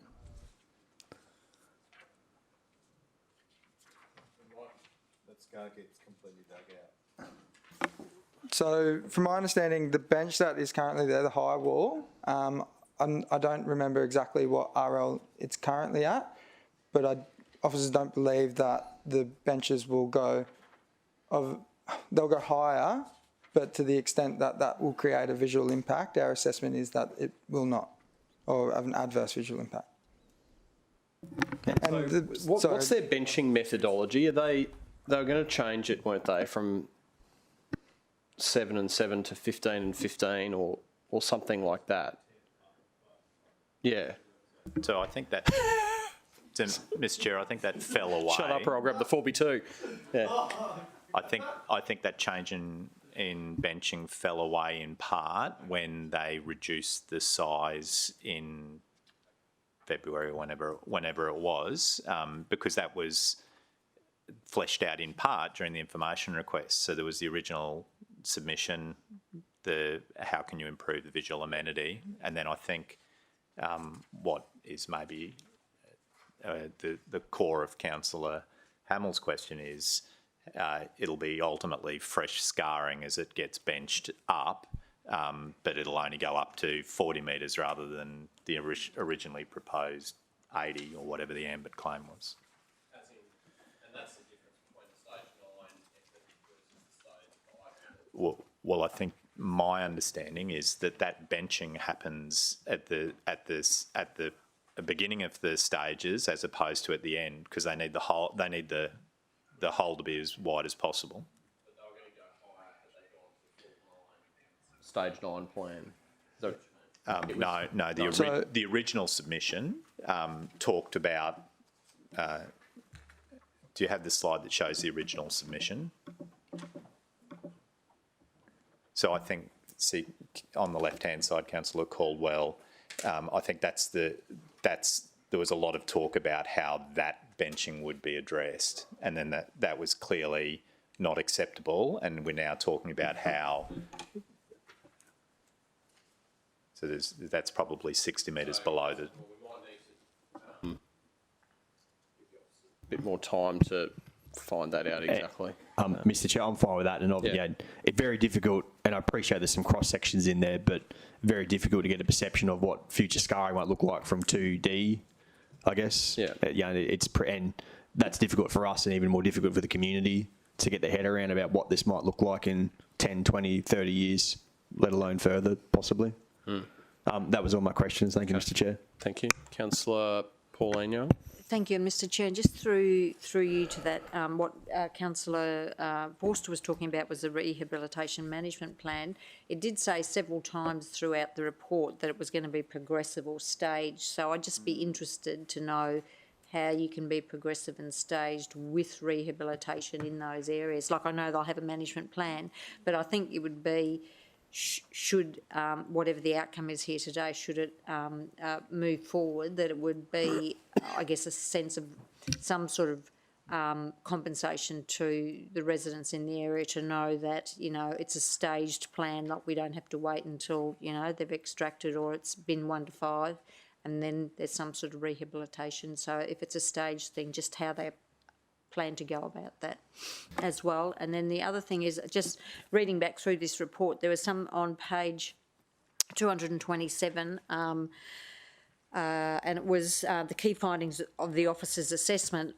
Up the top of that page there, we've put assessment of any alternative outcome for the future use of the subject site following the extractive resources being exhausted. Well, I think putting following it being exhausted could tie us into a world of hurt. It should be sort of something along the lines following the, you know, the completion of the approval or the cessation of the site or whatever, because the way other parts of the report have read that there's 100 years worth of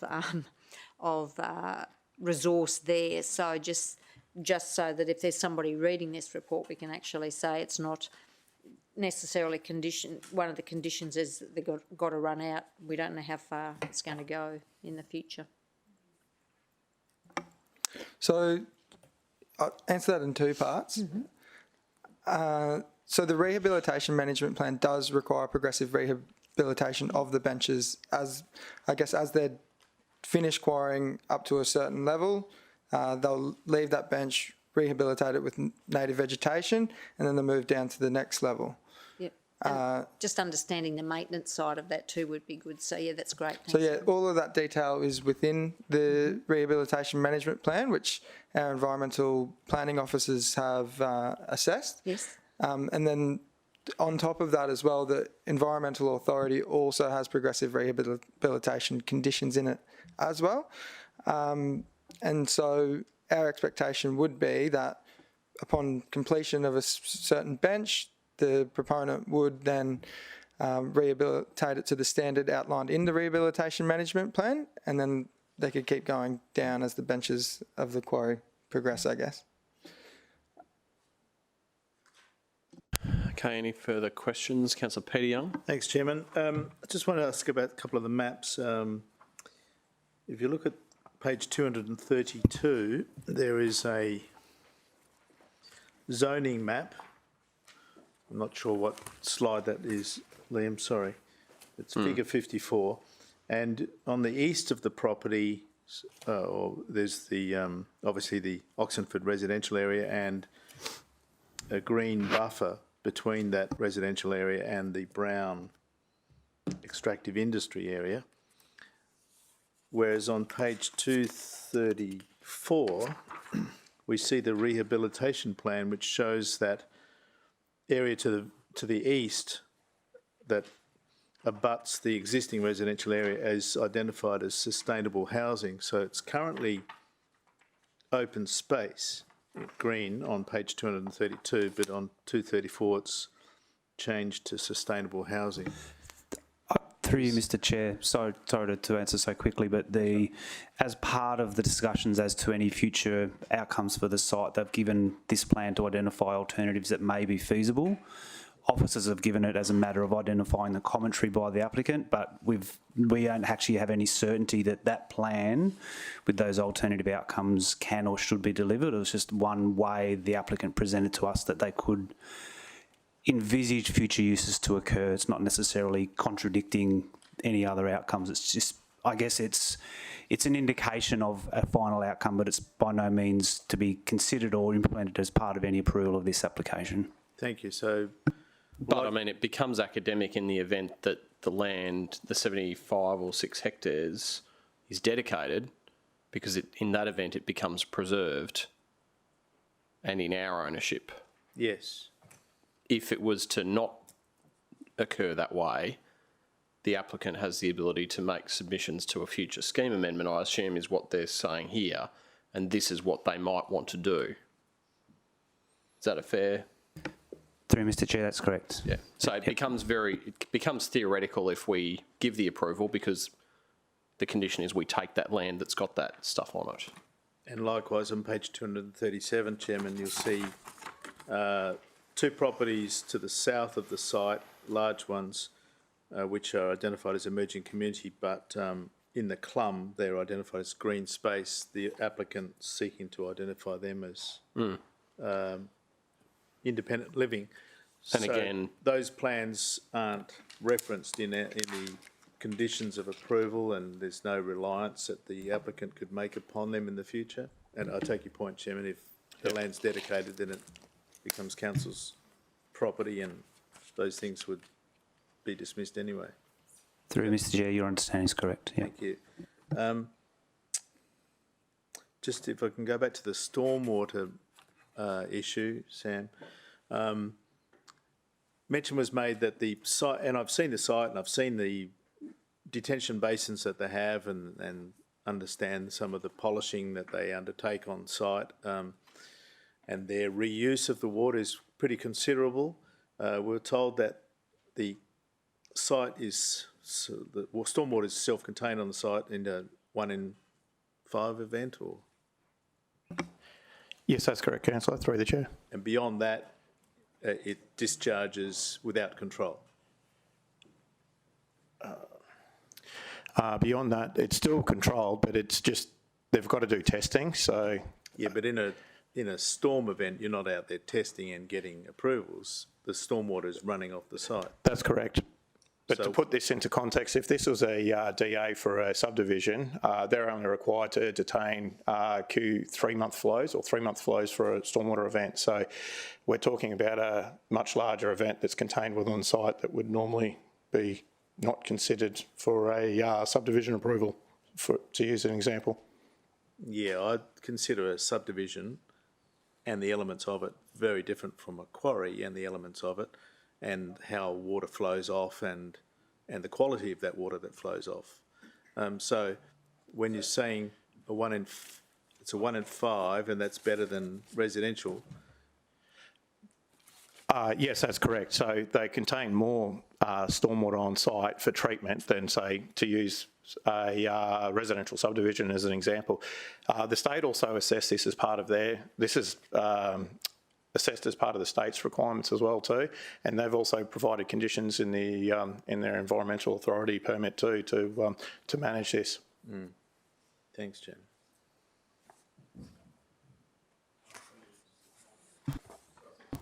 Sorry, any further questions? Else we'll go to Councillor Owen Jones, if you'd like to present your... Thank you. motion? Secretary earlier.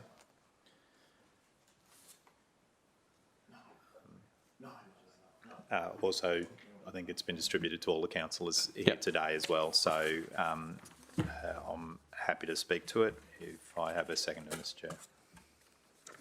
Is this now the 3 pages? I'm not too... 1, 2, 3, 4 pages, Mr Chair. 4 pages. 3, sorry. The 4th page is blank. Yeah, okay, good. All right, so everyone's got that? All right, so Councillor Jones, it's probably going to be a little bit difficult for you to read that into the record, but if you move it... So, Mr Chair, it's that the council refuses the issue of a development permit for material change of use for the use of extractive industry quarry, seeking to enlarge and realign the existing quarry footprint and extend the duration of an existing extractive industry quarry.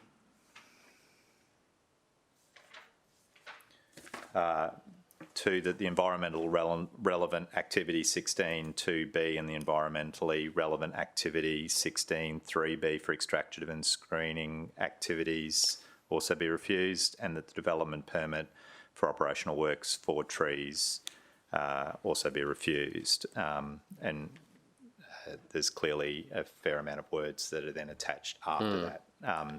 Well, we'll make sure that if it's a motion, regardless of the outcome, that it's contained in the minutes so that everyone can read that in full. Would someone like to second that? Seconded by Councillor Vorster. Thank you, Mr Chair. Thank you, Councillor Vorster. So, with your indulgence, I've got some words that I've prepared to speak to that. Maybe more than 3 pages. Mr Chair, this morning is effectively about a planning matter. It's complex and it needs to be carefully considered on planning grounds. What it's not about is emotions, despite the fact that there's clearly public interest in the outcomes regarding, in particular, residential property owners in and around the quarry vicinity. So the applicant came to the city in May 2019 and put forward a formal submission to enlarge and realign the existing footprint of the Oxenford Quarry. There was subsequently an information request in July 2019. So this has been on the radar for a considerable period of time. And then in February 2021, there was a further change application was lodged, which reduced the size of the footprint. And the initial information request concentrated on the officers seeking additional information in regards to planning matters, which was visual amenity, rehabilitation and buffers, and environmental matters, which is biodiversity mapping, dedication, setbacks, koala habitat, waterways protection and medium priority vegetation. So that saw a further change and a further reduction in the proposed development footprint in order to reduce the impact of the mapped biodiversity area, which was the change in the recommendation. Newcrush have operated at the Oxenford Quarry since the early 1990s.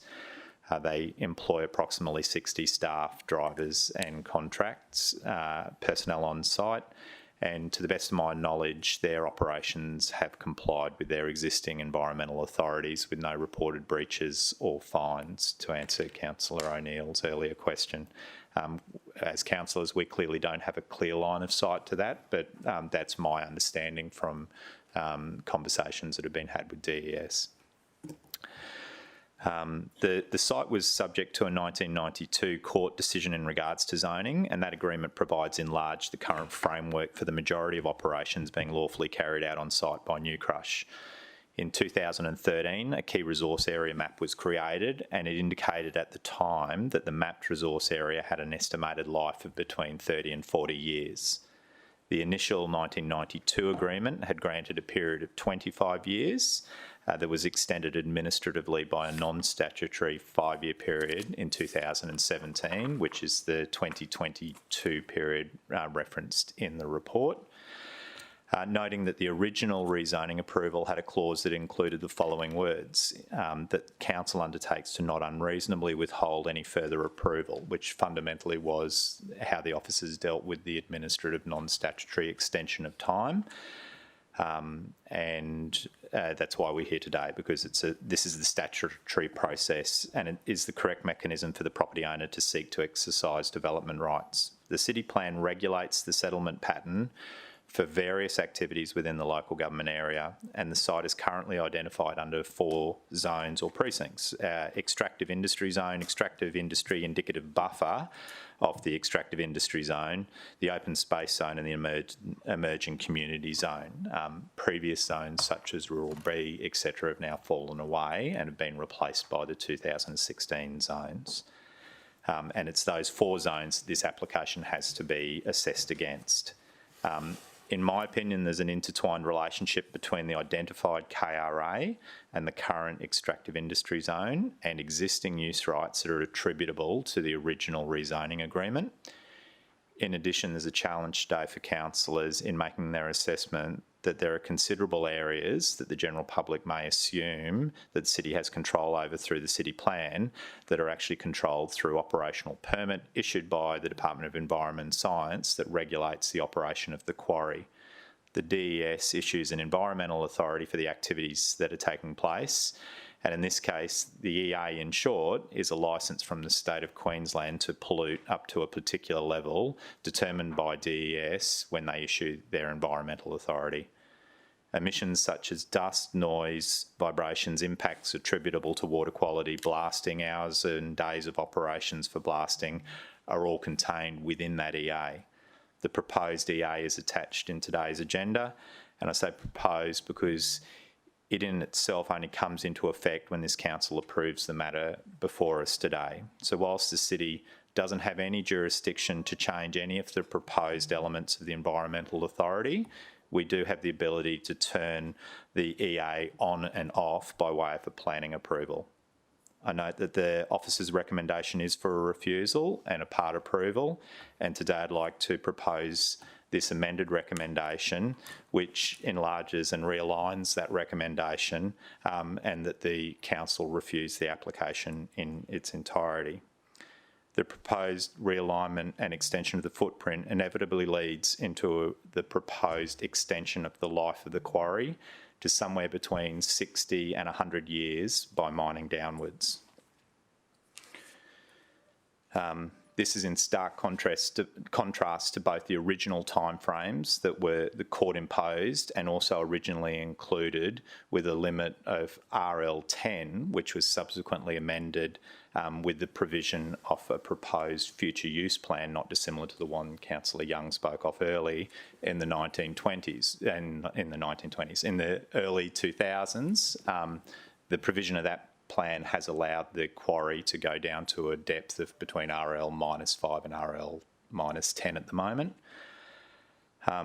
It's also in stark contrast, I believe, with the expectations of the actual identified key resource area, and I'd like to propose it's in stark contrast to the expectations of the local Oxenford community regarding the future timeframe for that resource. It's a community that will argue that it genuinely thought the resource was reaching towards the end of its life and not reaching 30 plus stories down to an RL minus 100, which is what was applied for over the next century of time. In simple terms, I believe the balance of life of this mine on the edge of our suburbs is a function of the size of the permitted footprint when taking into account buffers to sensitive receptors. Ridgelines and historical court agreements, and neither of which can be ignored. The volume of material permitted to be removed from the site per annum, which is 1 million tonnes, is currently around that 750, 800 tonnes per annum. On page 167 of the agenda, it suggests that the proposed footprint is approximately 58.7% of the KRA. 58.7% of the KRA, due to ridges and environmental constraints and buffers proposed by the applicant, in my view, 58% of 40 years is about 24 years, less the 8 years that have already been consumed since the KRA was established, it's a considerably shorter period than the 60 to 100 years asked for by the applicant. The volume of approved tonnes at Oxenford is not identified in the need assessment provided by the applicant. There is just an assumption in that need assessment that was prepared in 2018 that there would be 40 plus years of production available. Again, not the 60 to 100 years that they actually applied for. There are 9 other Gold Coast quarries with approved tonnages, which were all listed in that needs assessment.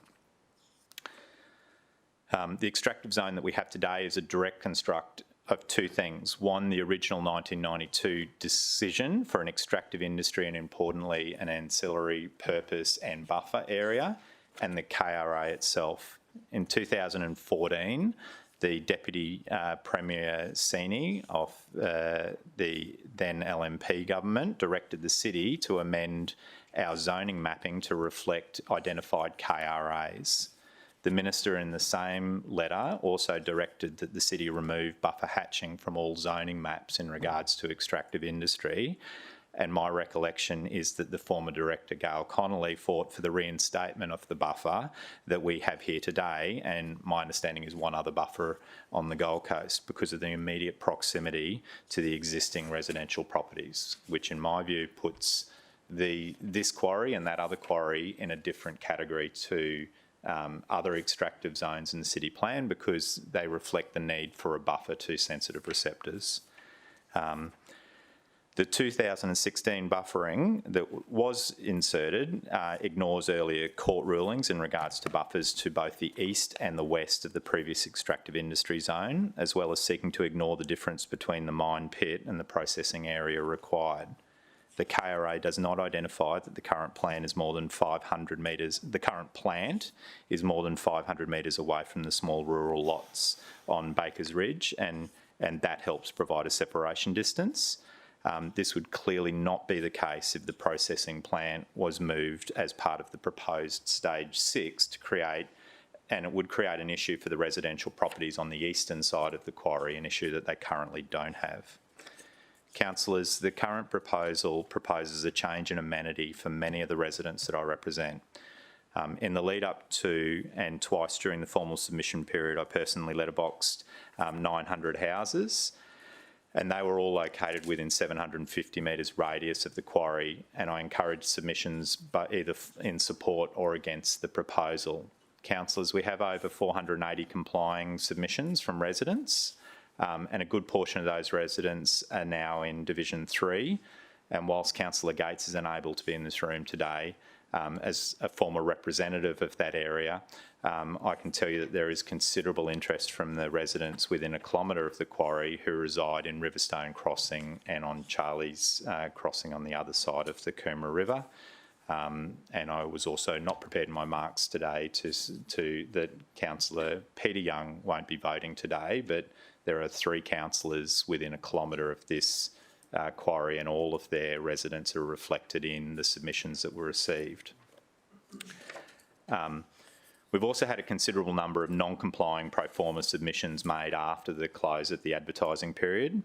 And our office has received a copy of all of those submissions, and we've prepared a spreadsheet which is quite extensive, but ignoring the submissions that were received from outside of the Gold Coast local government area and ignoring the 3 complying petitions, I can advise that our spreadsheet identifies, when you combine both the complying and non-complying submissions that were received, there are just over 580 households on the Gold Coast, predominantly in Oxenford, Upper Coomera, Pacific Pines and Maudsley, who have made a submission in regards to this particular application. I think that we have a responsibility today to seek to ensure their genuine concerns regarding the proposed long-term mining at this location be considered.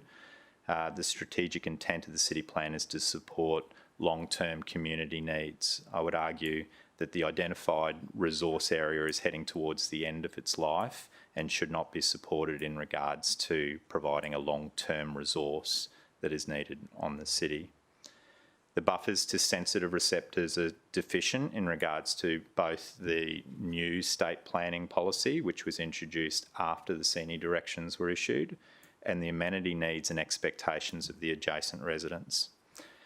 The proposed approval, in my opinion, does not provide the required buffers to avoid the harm to sensitive land uses and sensitive receptors. I disagree with the conclusion of the officers on page 256 that the footprint is appropriate.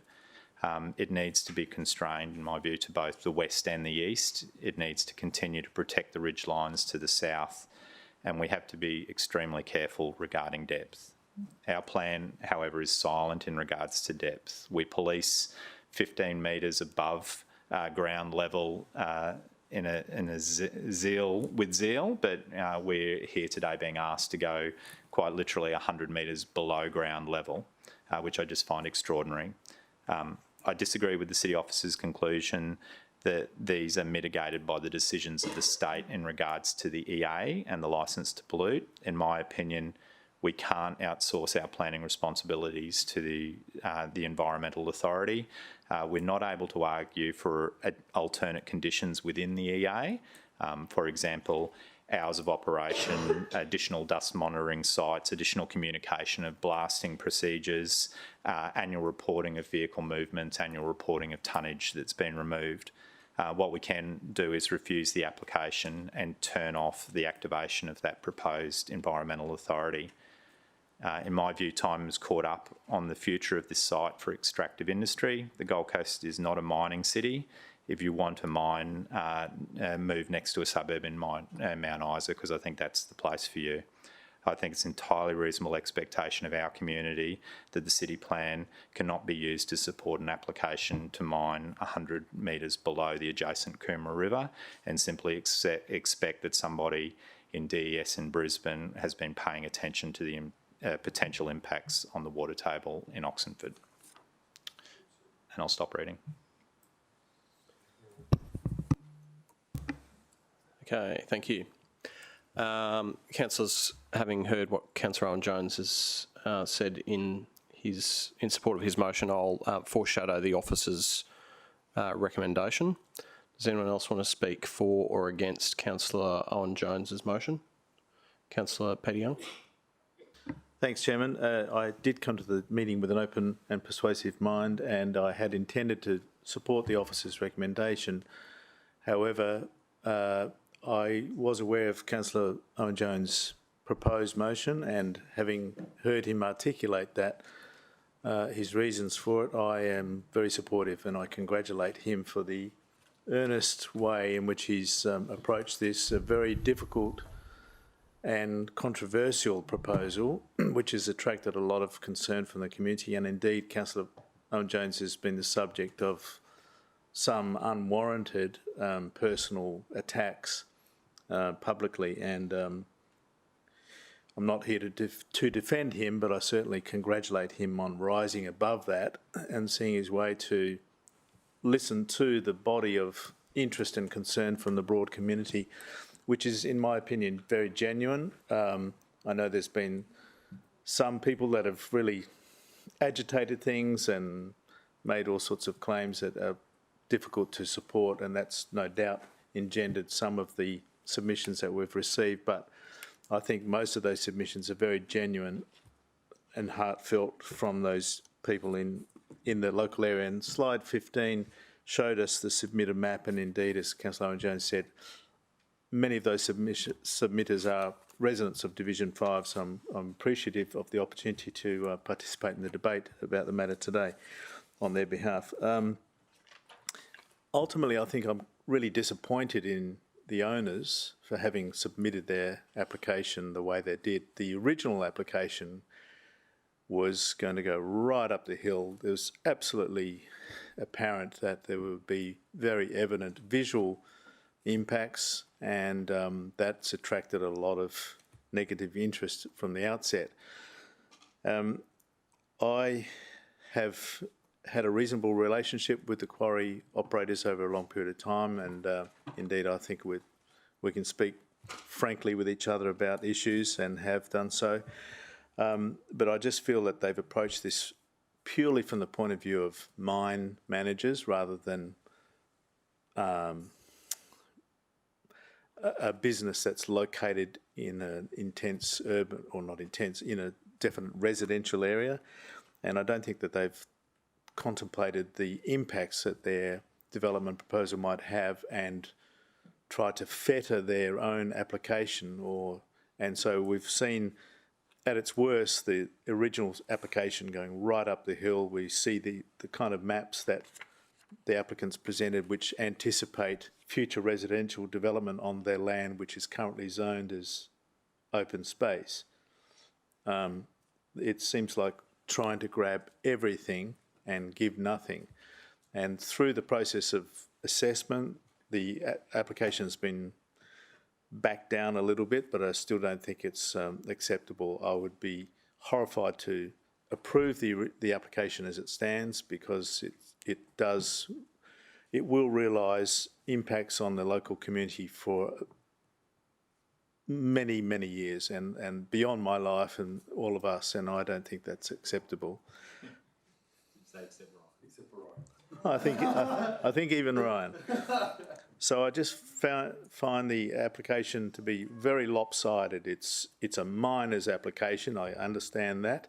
They've got a resource there, and the more they dig, the more they find, and it's fabulous material, and I can understand them wanting to capitalise on that, but we've got to take a lot of other things into account.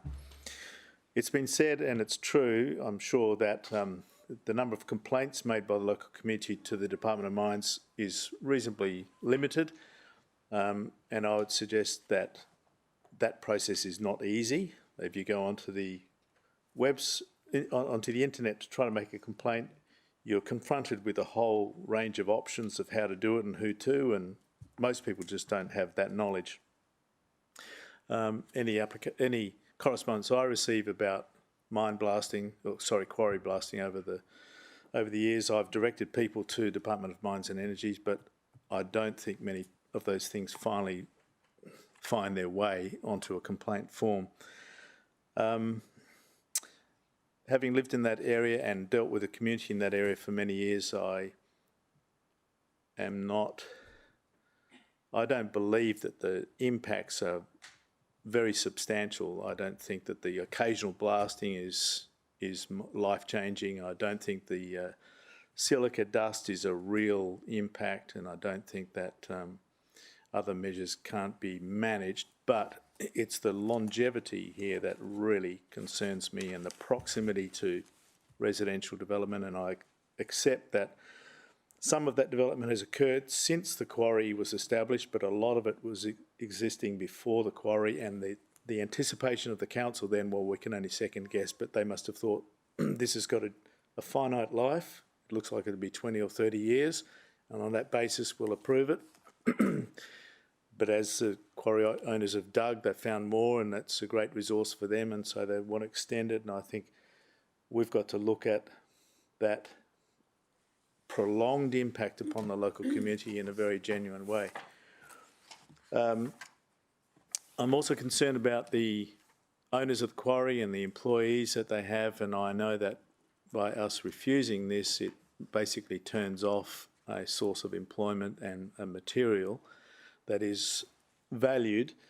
And I think that the very last condition in Councillor Owen-Jones, if you don't mind, Secretary, scrolling down to the bottom of Councillor Owen-Jones' motion, it does provide that. Keep going, way down the end. Thank you.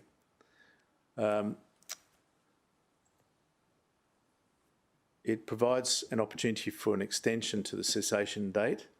That's more or less invited, and then the council would be able to consider that. So I think we know that the current proposal or current operations are due to expire in February next year, and any court proceedings which are likely to occur will take much, much longer than that, and I think this gives us an opportunity for quarry operators to make an approach to council and seek to extend the life of the current operations, which won't necessarily give an open door to 60 or 70 years life.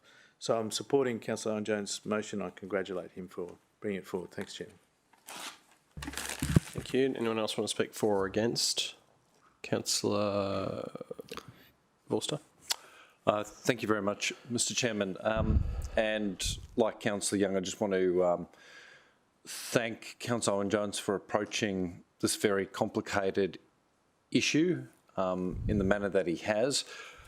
It's maybe my fiery Sicilian blood that puts me on the other end of that spectrum, but I certainly understand just how important it is for us to represent our respective communities, particularly when a decision in our communities has implications for the city at large. I have to say, I walked into this room, like Councillor Peter Young, with an open and persuadable mind, probably of a view to support the city officer recommendation, which looked to be a compromised outcome in the sense that it offers compromise, not that it is a compromised outcome. And I'm deeply aware of the economic reality of this decision, not only because of the direct jobs, but also because this city is facing escalating costs around construction for infrastructure and homes and what have you.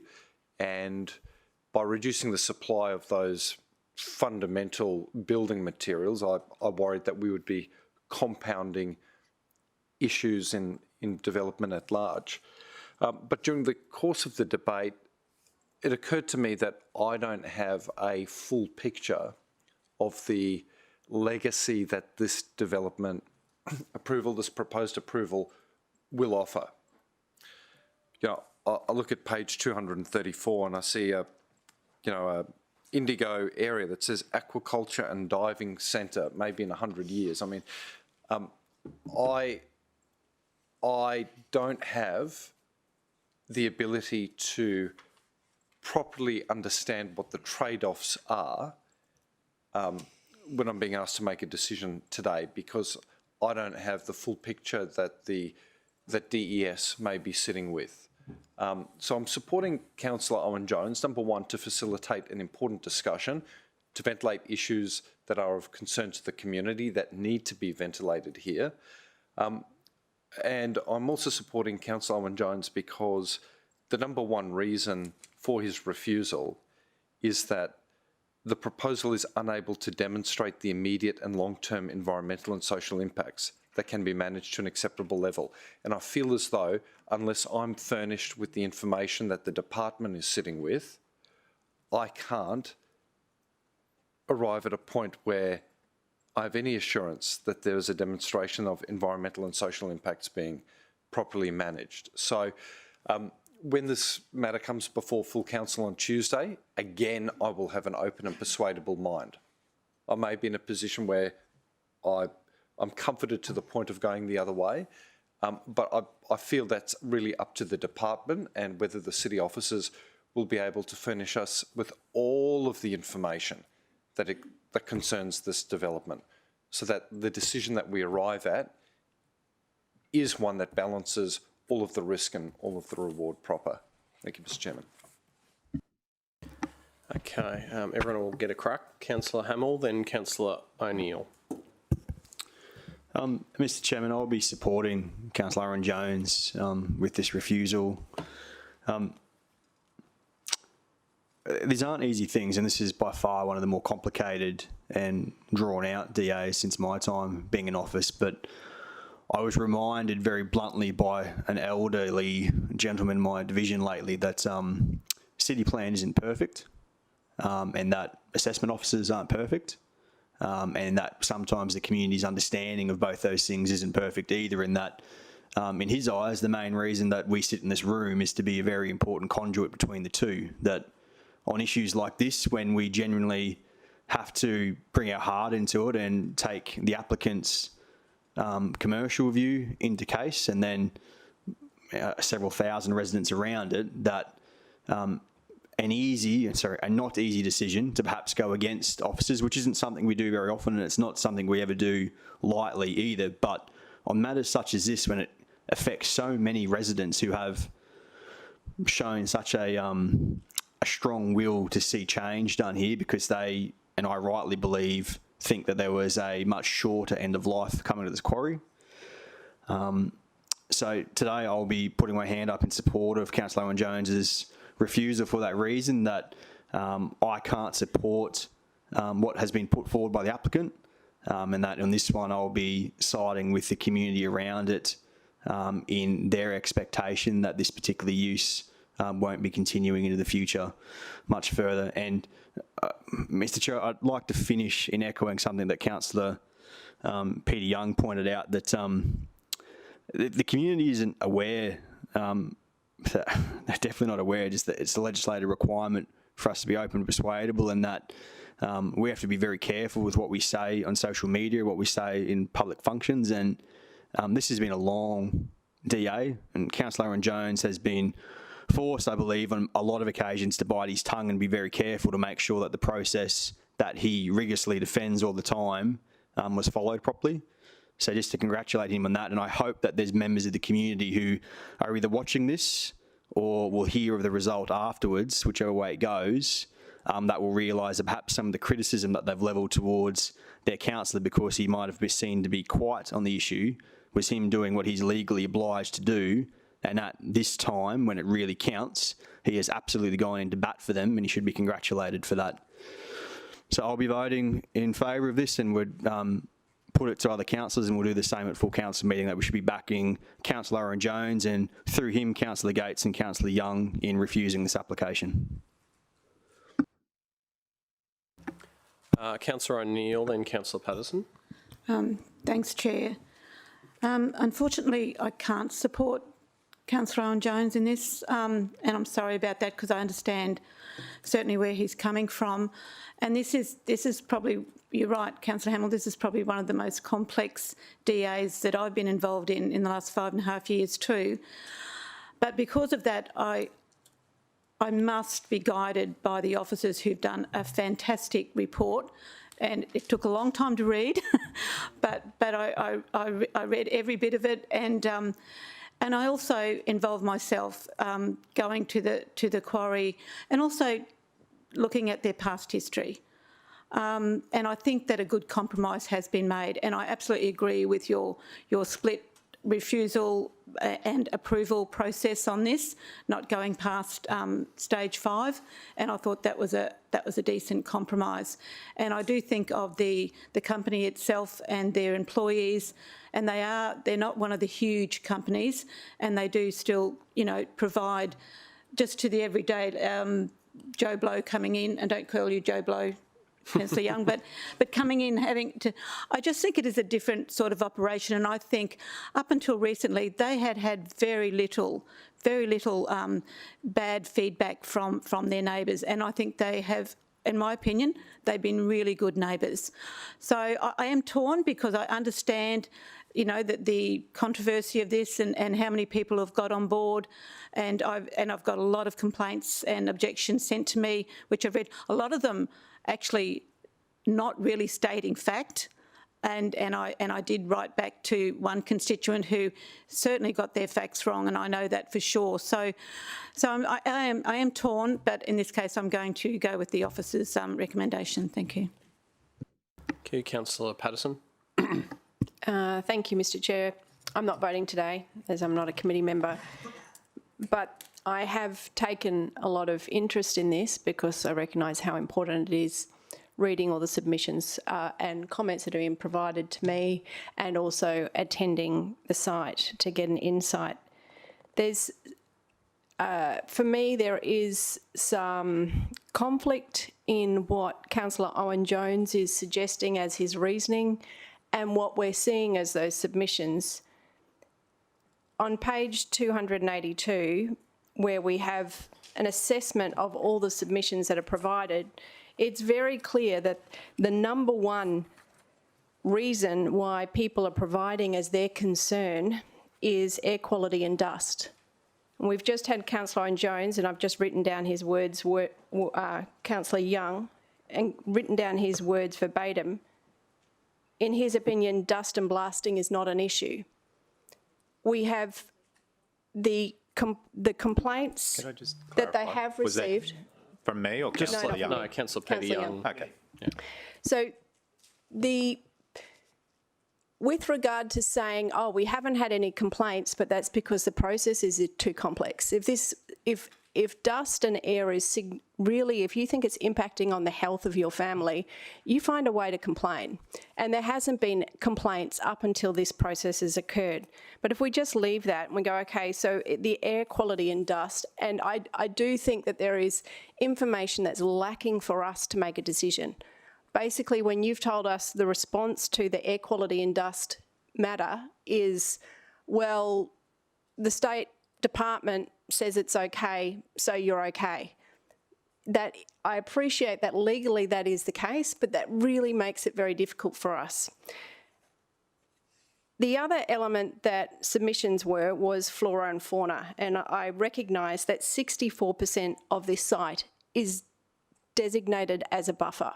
And I appreciate Councillor Young's position that the original application was pretty ambitious in terms of really looking at it purely from a mining perspective and not a community perspective. But our officers have gone back and required a 64% buffer, which would suggest that area is covered as well.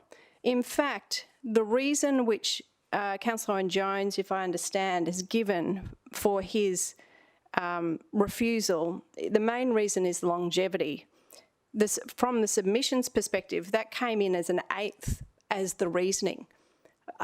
Below these other reasons, which have been refuted, Councillor Young, who lives in the area, has identified that air quality and dust, it really isn't a concern. It may be a perception, but it's not actually an accurate health issue. So it's a very tricky one. Regarding the vibration and damage to property, that was also higher than the longevity, which is the reason given by Councillor Owen Jones as for why we should be refusing it. And with regard to vibration and damage, I'm aware that the little office site that the mines have right where the blasting happens didn't require any additional particular construction requirements, because it's the same as any residential place and it's sitting in there and they haven't seen one crack in 15 years. So we haven't had any evidence of impacts there. It is a perception element. I'm not voting today, but I'm not convinced that the reasons for the refusal does align with the submissions that we've received, and also I do think that there is a solid enough reasons there in what the officers have presented in terms of addressing the issues that were originally there regarding site buffer and the like. Thank you. Okay, thank you. I'll speak briefly against Councillor Owen Jones's motion, and I don't do that lightly because I think Councillor Owen Jones has most certainly done his best to articulate what he can on behalf of his motion, and I think there's probably a lesson in that for all of us, that when it comes time to deal with matters that are particularly important to our community, to make sure that we do the legwork to be prepared and able to articulate our motions properly. First thing, whatever the outcome is, I think we all agree that there was an incredible body of work done by the council officers in getting us to this point for us to be as well informed as we possibly can be, and all of us councillors and the public should be extremely satisfied with the robustness of that process, and I have found it extremely helpful and one of the best examples of how we come to arrive at decisions in this chamber. It's clearly a matter that's derived a significant community interest, and that's not lost on me, or I don't think any of our my colleagues. And I think it's probably fair to say we were probably surprised that the officers came up with the part refusal, part approval recommendation. And having looked at the way that I think we should have approached the matter, looking at the very high level planning principles involved, we've got a KRA and we've got a extractive industry zone, and if you deal with it the way the officers have, and they've then started to subtract out what they think are reasonable buffer areas, both in the scheme and in addition, and then you take out the very significant mapped vegetation, you end up with a footprint of what could be an extractive industry quarry location. And I think they have landed sensibly on a modest footprint and not propose that we move to the north. And I think that's a sensible approach for us to take. On page 138 of the report, it talks about the state's view in summary in relation to their assessment of the transport issues on their state road network, the vegetation and the environmental impacts. And maybe some people thought that this particular use was going to expire forever at some point in time, but there has been, as you can see on page 128, there has been some kind of extractive industry going on this location since 1982. And in fact, the report says that as of 1988, it was an as-of-right use. Now, I won't get into what I think could be legal implications of some of those things into the future, but this isn't a surprise to the community. It's a fair point that we get to at the end of the rezoning agreement to say, let's reflect on how this should be done into the future. And I think we have come up with a suite of reasonable and relevant conditions to ensure that we reach a good decision. I think it's also very, very important for us to remember that in the report we've seen this provides 10% of this particular resource into the Gold Coast market and is primarily dispatched into the Gold Coast marketplace as opposed to going outside of the area. If we start knocking off one quarry after the next, we are going to end up in an infrastructure deficit greater than what we currently have because we quite frankly won't be able to afford to bring in the material to construct the roads that we need in the city, as well as the concrete and all those other things. So it's fine for Councillor Owen-Jones to say that mining should occur in Mount Isa, and I won't take that as a personal slight because I will say that great things come from Mount Isa. Well, Greg Norman and other great sporting people come from Mount Isa, but it's not realistic. Whilst we don't see ourselves in the modern day as a quarrying city, urban resources are a critical part of the mix that's required for us to continue to be able to service our needs and that of a growing city. So, on balance, I think we should arrive at the officer's recommendation, and as I said, I don't reach that point lightly, but I think about balancing all of the needs of all of the ratepayers, and that includes, interestingly, a significant number of submitters who made submissions in favour of the development, which is also unusual. And I think about the jobs and the families that will be impacted if we cease this use in February next year. And quite frankly, in a difficult COVID environment, the need for the economy to keep powering on is very, very important. And we've seen there's a need report, and we've seen that the resource is required, and that means that the jobs are required also, and that's not a bad thing. For anyone who wants to talk about the air quality, there is significant commentary about that on page 294 and 295, and I don't need to go into a huge amount of detail apart from quoting the ultimate findings that has been relied on, which says that an airborne level would pose no significant health risk to individuals indefinitely exposed to that level. So we have been provided with some commentary on air quality over and above what the state may themselves also have, and I think that that issue can be dispensed with quite safely. So I'll close my comments on that. Anyone else want to speak for or against? Otherwise, I'll go to Councillor Pauline Young. Thanks, Chair. I thought you were closing then. So whilst I acknowledge everything that Councillor Owen-Jones has put forward to us today, and I know how diligently he works with his community, I'm going to be voting with the officer's report today. I think issues outlined by yourself, but having taken a big interest in this, as in every other councillor has done, we've been out there to, myself and Councillor O'Neill, to listen to the blasting. We've been out there to go through the quarry. We've read all past issues that have been raised out there. I've also taken the time to contact people that I know who live within the area, not with a specific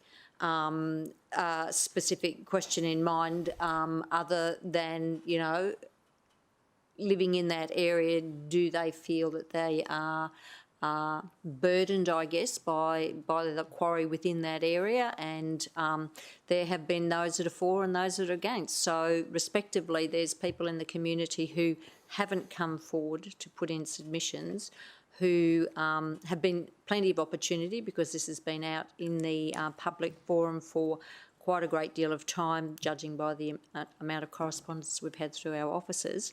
And surprisingly, I thought there'd be actually a higher degree of people who weren't supportive of the proposal at all. And so I guess I'm not reassured, but again, if people are passionate enough about something not happening or happening in the area, that they will make submissions. So based on that and the information and the extensive report here, I feel that I'll be able to, I'm in the position that I would support the officer's recommendation today.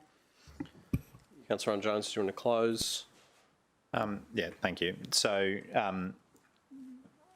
So clearly there is a lot of interest in the community that I represent.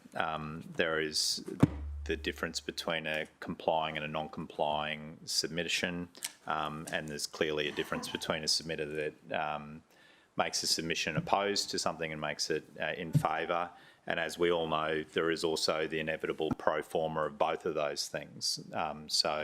I take what Councillor Caldwell said in regards to the unusual level of submissions in favour, and note that the majority of those were a pro forma, and a good portion of those were received from businesses, as opposed to, I'm going to say, residents who have got a direct impact.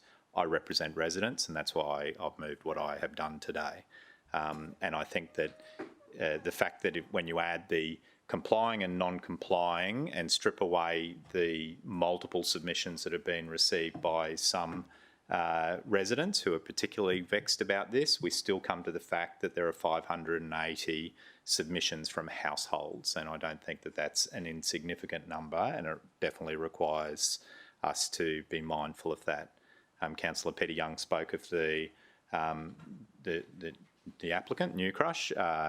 The reality is they do run an operation on site, and they've run it on site for a good while, and I'm not aware of any breaches to their environmental activity, but they do run it like a mine manager, and that is problematic in regards to the need to communicate in a far better way with the residents that they sit amongst, as in, for example, when blasting may occur. And this city is unable to provide any guidance to the state of Queensland in regards to blasting. We're not allowed to provide conditions.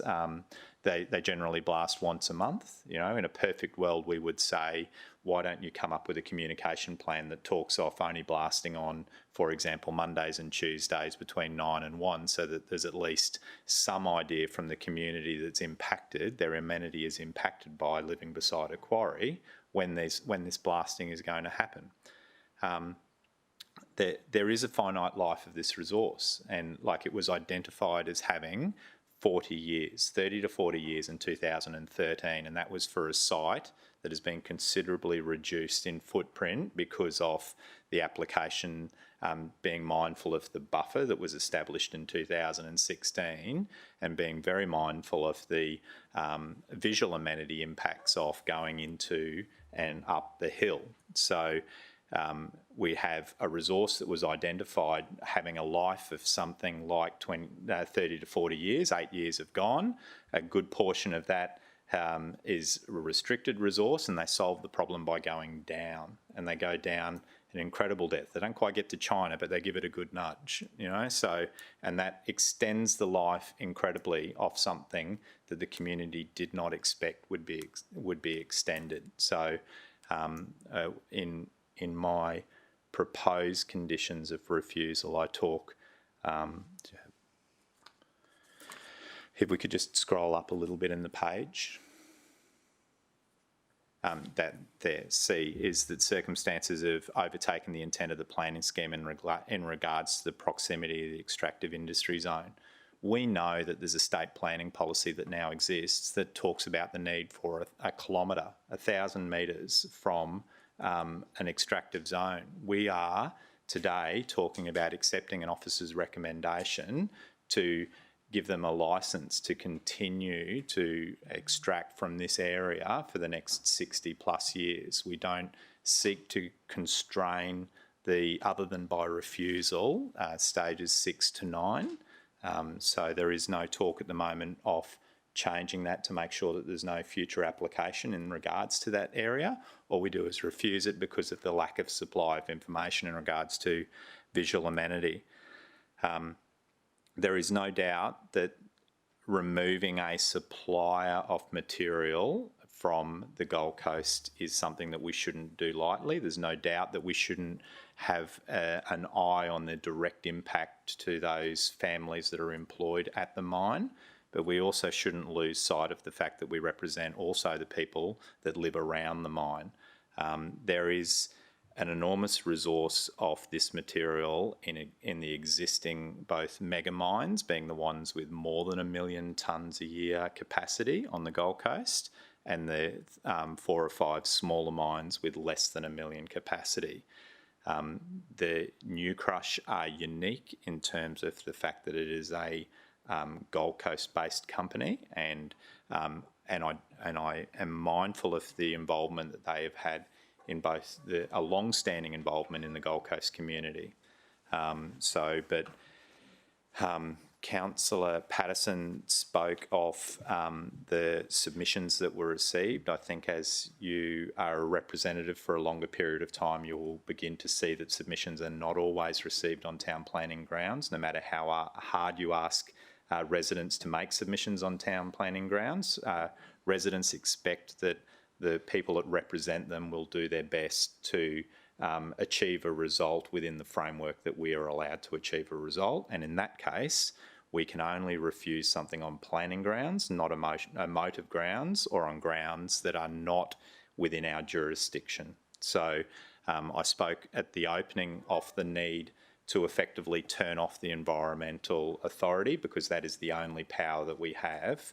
The only power we have is to make a planning decision that brings an end to the environmental authority, because the state who issue that environmental authority, they don't have a direct relationship with the thousands of people that live around this area. So I find it is not a surprise to me that the volume of submissions in regards to dust and amenity issues were so great. And they were great because the buffer does not exist, in my view, in regards to the proximity of the mine and the impact of where people live. So when you visit the mine and stand in the middle of the mine, you may very well be further away from the blast than somebody who lives on the other side of the blast in a house. You know, that's the size of the footprint that's involved. Clearly, we're going to end today with a decision that isn't what I was after, because we will end up addressing an officer's recommendation. So I just want to briefly talk to the officers. I want to thank you for the work that you have done.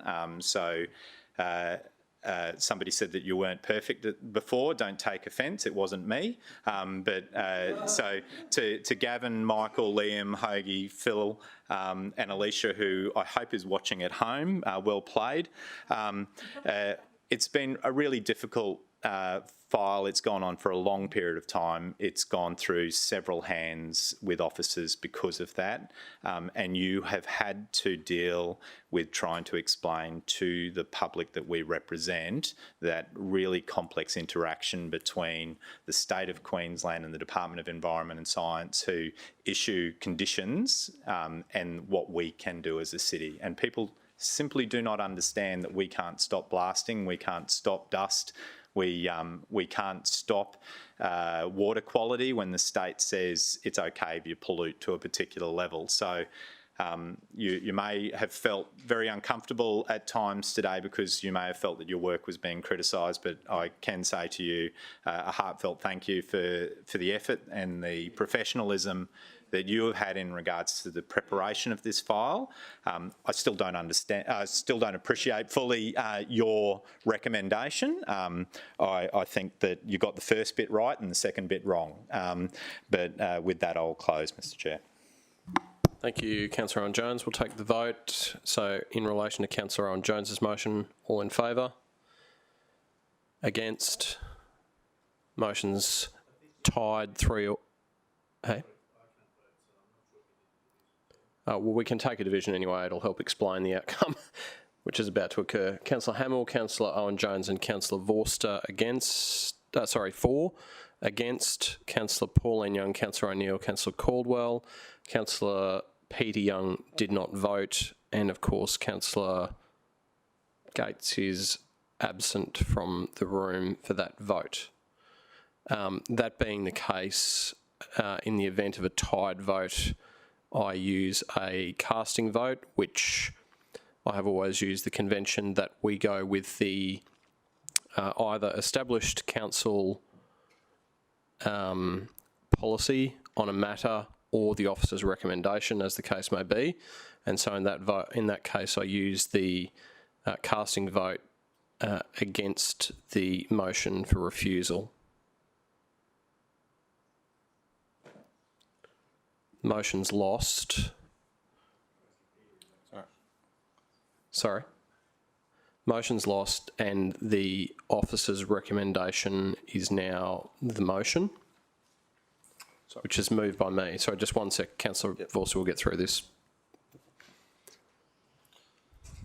Yeah, question?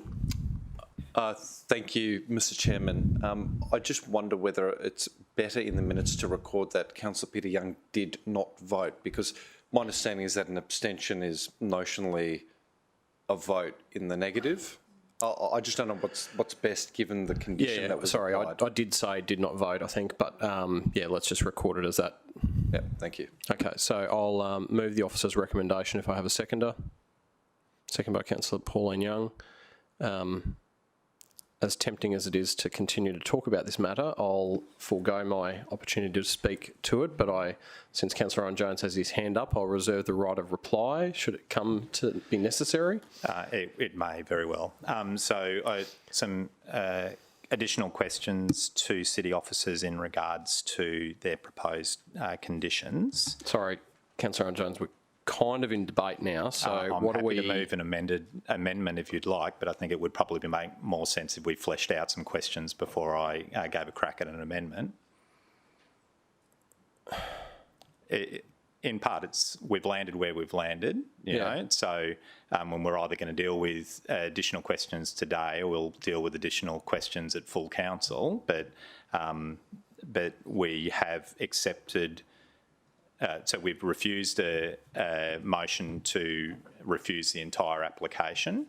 You're seeking to move the officer's recommendation, and I'm seeking to ask some additional questions that might lead to an amendment. I know what you're trying to do. What I'm saying is, I realise what you're attempting to do as well. We had questions at the beginning, but I'll let you ask the questions. But I was trying to run this so that we had all the questions done up front, so we knew what everyone had asked. You know. Yeah. So through you, Mr. Chair, to the officers, if I was to propose an amendment that dedicated the additional land that's currently nominated for a covenant area, where and how would I do that? Through you, Mr. Chair. Excuse me. Condition 2, and 5 would require amending, and condition 6 and 7 would be required to be deleted, and condition 8 would be required to be amended. Okay, thank you. Is it lawfully possible for this city to limit the period of time for the operation of the quarry? So, for example, could I move an amendment that the use only be permitted for 15 years? We believe that it would be. Would be lawful? Yes. Would it be lawful for the council to determine the depth that the quarry could go to? Council would be able to do that, yes.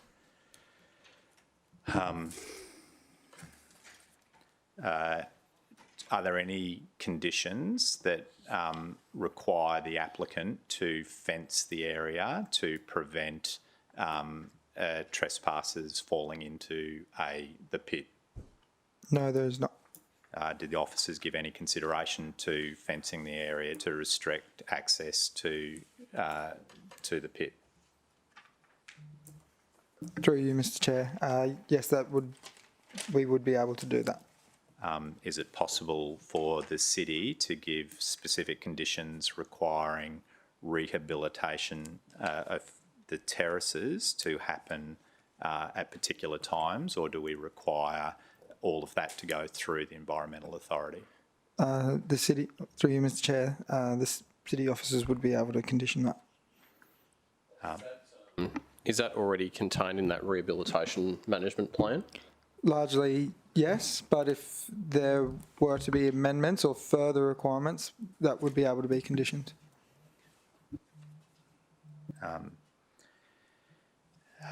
My understanding of the Environmental Authority is that the city is unable to provide conditions in regards to operations that are more restrictive than those listed in the Environmental Authority. Is that correct? Through you, Mr. Chair, that there's a measure of jurisdiction. Obviously, we can't impose conditions that directly contravene the jurisdiction of the DES, but if the conditions were tailored in a way that were addressing different requirements, such as visual amenity, there may be an ability for us to impose conditions. Through you, Mr. Chair, to Roger, what about something in regards to the need for an improved communication plan regarding blasting? Through you, Mr. Chair, we have to be careful because the blasting is conditioned in relation to the EA, but if they were considered to be general amenity concerns, yes, I believe we could condition that appropriately. So, Councillor Jones, what's the current approach? Because everyone seems to know when the blasting is going to occur. So the current approach is based on their 1992 approvals, which were printed shortly before the invention of the fax machine. And so what they do at the moment is they invite residents to contact them to be contacted in the event of a blast, and that does or doesn't occur from time to time, and that they only notify on the morning of the blast, which is particularly annoying for residents because of the impact that it has on their households and in particular their domestic animals, who generally are not impressed with the sound that happens through blasting and vibration. So as it stands at the moment, some people find out, some people don't find out, and it could be done incredibly better. So for example, I said earlier today that the whole idea that they blast once a month, at most, they blast twice a month. There really shouldn't be anything preventing them doing that on Mondays and Tuesdays within a time frame based on a communication plan. So and that's. I mean, I would have thought that there are some sort of industry best practice around this kind of stuff, that surely someone can pick up and say, look, this is how we're going to do it. So Mr. Chair, here's the decision to not refuse means that we currently sit within the Environmental Authority, which permits them, from recollection, to blast 5 days a week, as many times as they want, provided that they don't exceed the limits set in regards to overpressure. They can blast on Saturdays, but not on Sundays. and not on public holidays. So Yeah, but I mean, in terms of the communication stuff, surely there's better. no, So there's no quarry in Queensland. it's a mine. So they blast according to their EA. Their EA says you can blast on these days. Yeah, and right. Without being annoyed, it's a mine in a suburban area that isn't required to do anything in regards to a communication plan. Nothing. Sorry, I'm not Sicilian, right? The red hair gave it away. Okay, well, what I'm trying to say is surely there is a mine somewhere in Queensland that gives some notice or something. Isn't that, if you're saying, can we change it? Can we have an impact or can't we? So we can't because we're in the hands of the state. Okay.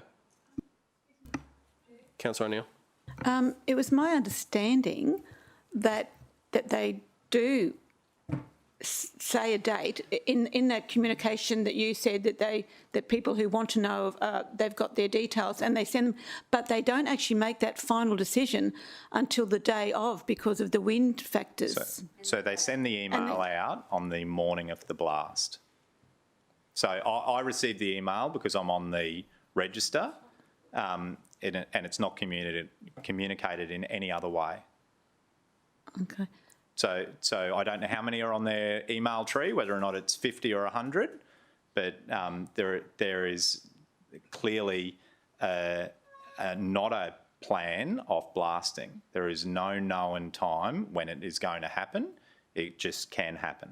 And even with the time notified, it may not be that time. Yep. So the blasting isn't an exact science, so it's subject to environmental matters. So when it's overcast, that creates an echo, and the echo can, my understanding is, breach their upper limits. They're allowed to breach their limit from memory twice consecutively.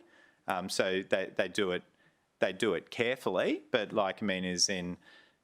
there is no, at the moment, there is no timing of a blast. It can happen on a Monday or it can happen on a Friday. They can say that it's going to happen this morning at around 11 o'clock and it might happen at 1 o'clock.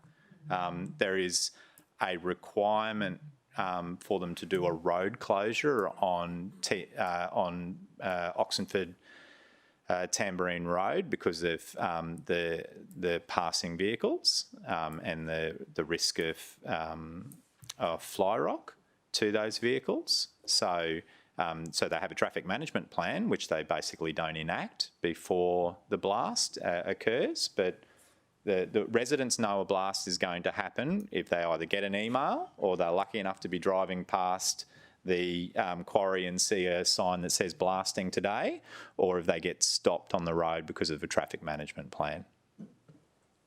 So is there a shortcoming in the suite of conditions that would mean that if we adopt the officer's recommendation, that there will be a lower level of communication than currently? No, there is no condition that provides for an improved communication. No. Is the current suite of conditions absent even the current levels? Is it going to, are they going to go, oh, well, let's just ditch the database now? So they do that. There isn't a condition that requires them to have a database. Okay. So, and it's not a condition of us or it's not a condition of EA. It's because of how they are managing their corporate communications with the residents that they sit amongst. Okay. Any further questions? Councillor Young, did you have one? Yeah. Councillor Jones? So I'd like to propose an amendment, and it's clearly not a thought-out amendment because I am currently doing it on the fly, that restricts the operation to one further period of 15 years.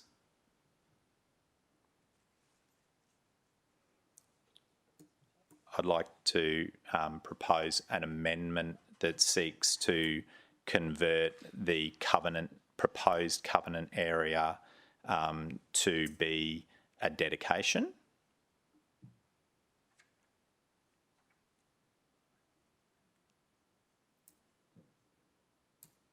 And I'd like to have a further amendment that seeks to also dedicate the area proposed for the processing platform for the stage 6 that would enact stage 6 to 9. So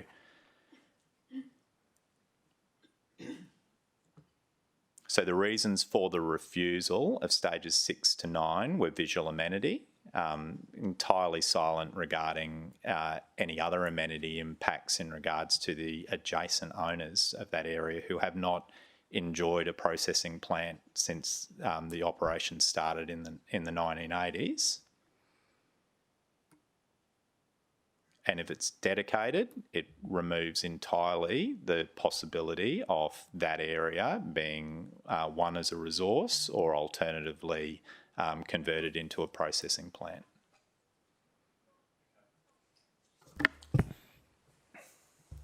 Councillor Vorster. Thank you, Mr Chairman, and I appreciate Councillor Owen-Jones's forming up an amendment on the fly during the course of his contribution, and I suppose in response to your questions of Councillor Owen-Jones around the way notification is presently handled. I thought it'd be interesting to have a look at some other operators to see what approvals may exist in other jurisdictions and see what conditions may have attached to those approvals with respect to public notification. And I don't know how to pronounce the name of this company, but it's Holcim, H-O-L-C-I-M. Holcim? Yeah, Holcim. And there's another one, Hanson. Do you know Hanson? Yeah, righto. So I couldn't tell you where this particular mine is, but they did provide an extract from their approval. And it says here, Schedule 3, Condition 12B of the approval states that during blasting operations, the proponent must be operate a suitable system to enable the public to get up-to-date information on the proposed blasting schedule on site to the satisfaction of the Secretary. And in this case, they're required to operate a blasting information hotline available 24/7. And the blasting information hotline allows landowners and the public to get up-to-date information regarding blasting operations at the Bass Point Quarry. So that must be in Tassie, I guess, yeah, Bass Point. The blasting information hotline number is signposted, yada, yada, yada, but also that the blasting schedule is available for public viewing on the Hanson website. And there's another one. It's the rocks that they throw out anyway. But anyway, just between now and full council, if we do head down the path towards a partial approval, what I might do is just forward a couple of these plans to city officers to see whether there may be the ability to add some strength around public notification. I would assume if others have submitted to that, it would be reasonable for us to create that condition ourselves. Anyway. Yeah, I mean, that's what I was looking for. Yeah. So, Councillor Owen-Jones, 15 years, dedicate the covenant area and then dedicated the processing pad as identified for stages 6 to 9. Would someone like to second that? No. Yeah, move the amendment. Second the amendment.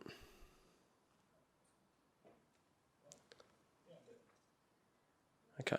I think what we might do is that will lapse now, obviously, but I think it's worthwhile if the officers can use some of those points to formulate some useful information between now and full council. There's obviously, to me, there's a clear difference between the covenant area and the stages 6 to 9 area in terms of the vegetation mapping and what have you. I'm interested in knowing what the reasonableness or lawfulness of that kind of condition might be between now and full council, so that we can more fully contemplate it at that point. I think it's also useful if Councillor Vorster's suggested framework for communication could be fleshed out, and perhaps we could, as I said, if there's some industry best practice that we can turn to say, look, this is how these notification should be made, the lines of communication, etc. I think that would also be something that I think would be of interest to council. Okay, we'll return to the motion. Does anyone want to speak for or against? Councillor Owen Jones. Mr Chair, before we move off suggestions for a later date, I'd be also interested in a limit of depth. Like if we're going to limit time, I'd be also interested in limiting depth, or at least exploring that. And I'm also interested in whether or not we would have the ability to suggest to the operator that they give some consideration to having additional air monitoring at some sensitive receptors that are within a kilometre off the site. So the EA talks about 4 additional monitoring points which are mapped, and they're all located on the applicant's property, but also within close proximity are the state schools of Gavin, Oxenford, Park Lake, and also Highland Reserve. And it may very well be that whilst we can't condition it as part of an EA, we could potentially condition it as part of an education resource that the operator should engage in with communities that are impacted by their operations. So there are 4 state schools, all within close proximity of where they have operated. And to me, whilst it isn't something that we can impose upon their EA, an education type requirement may help inform the community in regards to the impact of dust on those sensitive reception areas. Big kindergarten across the road. Yeah, so like, I mean, as in I use the state schools because I've previously discussed that idea with 3 of those principals, not with the Park Lake principal. But ultimately, the schools in this exercise have also been used by proponents who don't like the idea of the quarry, and ultimately the principals are not able to have a position because that has to be done through the department. But if the intent of this council is to allow for operations for an extended period of time, it makes sense that the applicant be encouraged to improve the way that they communicate with the community that they rest within the middle of. Okay, so Nick, if we can just add that to the shopping list of... sorry, you're on. If we can just add that to the shopping list of matters for investigation between now and full council. Mr Chair, can I just clarify, are these conditions, would we prepare them at the request of the committee as something that the councils might want to move, or is this a... I think it's probably likely that you might want to give us some advice on a couple of the points. Sure.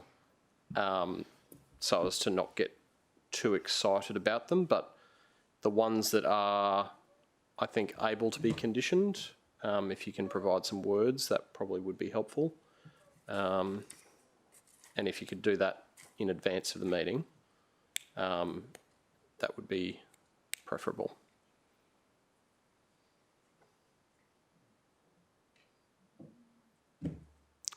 All right, anyone else want to speak for or against?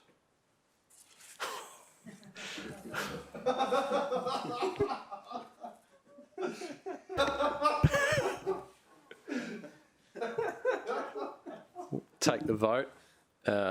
All in favour? We'll take a division. Councillor Pauline Young, Councillor O'Neill, Councillor Caldwell.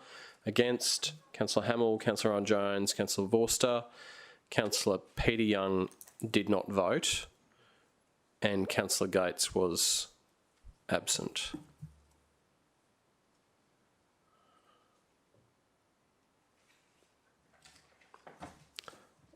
Just swap Councillor Vorster out of the column, yeah. Even though he thoroughly deserves that. Thank you, Councillor Patterson.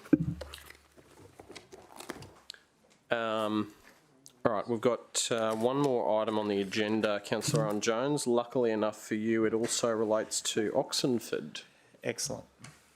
Can someone, Sue, could you ring Councillor Gates at her office upstairs if you've got that number handy, and just let her know that we're on to the last matter if she wants to come down? Mr.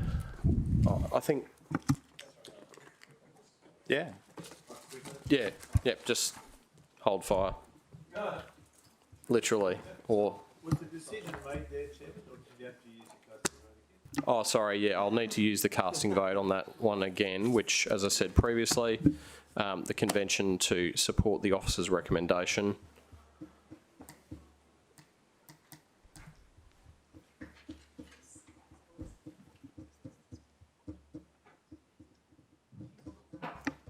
Councillor Gates is on her way, so I'll just give her a couple of minutes.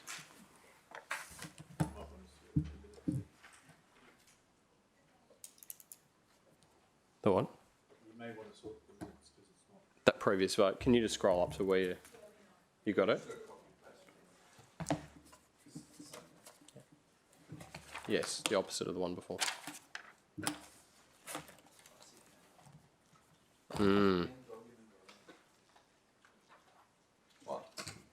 Did you want to? Do you want to stay for a couple of minutes? Or? Is it literally going to be a couple of minutes? Yeah, I think so. That's Yeah.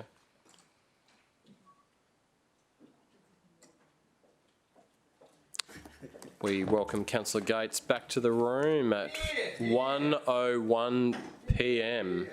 Lucky you didn't start your committee at 1. Thank you. I hope you've read it. Thank you. So, Councillor Owen Jones, item 6.8. Thank you, Mr Chair. On page 444 of the report. I was seeking to change the initial officer's recommendation, which I think is reflected in your words. Is that right, Holly? In my presentation? So I don't need a presentation. So I had met with the officers yesterday, and we had talked about adding some words in regards to the consultation around the areas. And I think they've been supplied, which is up there. All right, so on the screen, so sorry, paragraph 1's the same, is that right? Yep. Paragraph 2. So if we go to page 460 of the agenda paper,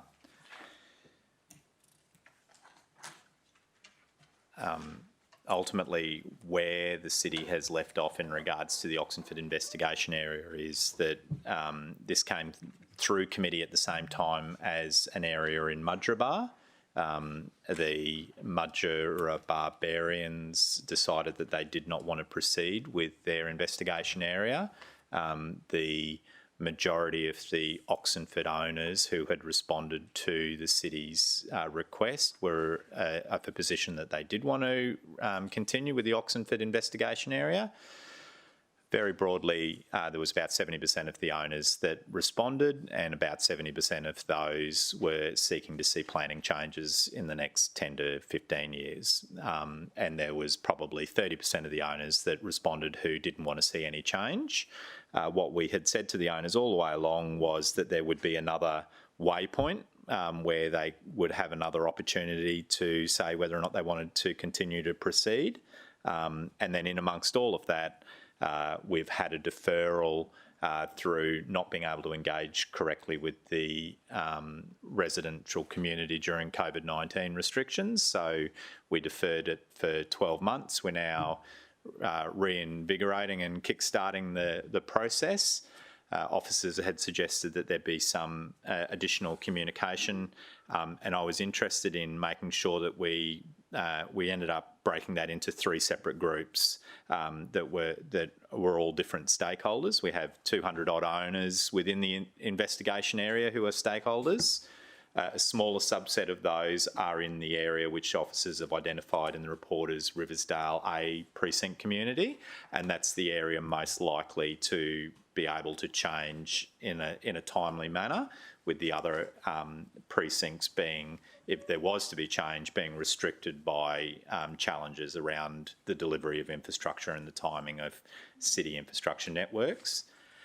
And then separately to that, during the last period of community consultation, there was feedback that was received from stakeholders that weren't owners within the Oxford Investigation Precinct who had a difference of opinion with the owners in regards to wanting to proceed.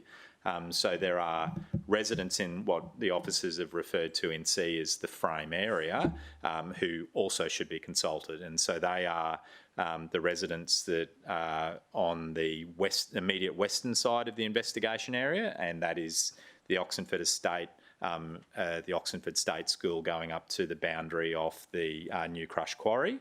And then to the north of the investigation area, there's a residential area, Regatta Waters, and they have some zoning anomalies from time that probably should be addressed and looked at as part of this exercise. And then there's a broader community who always want to write in and tell the council what they should or shouldn't do in regards to planning matters. So we need the group most affected, the group within the investigation area consulted, and then we need a wider framework to be consulted, and that is the proposed change in 2. Moved. Oh, Councillor Gates, you're back. Yeah. Straight into it. Straight into it, Chairman.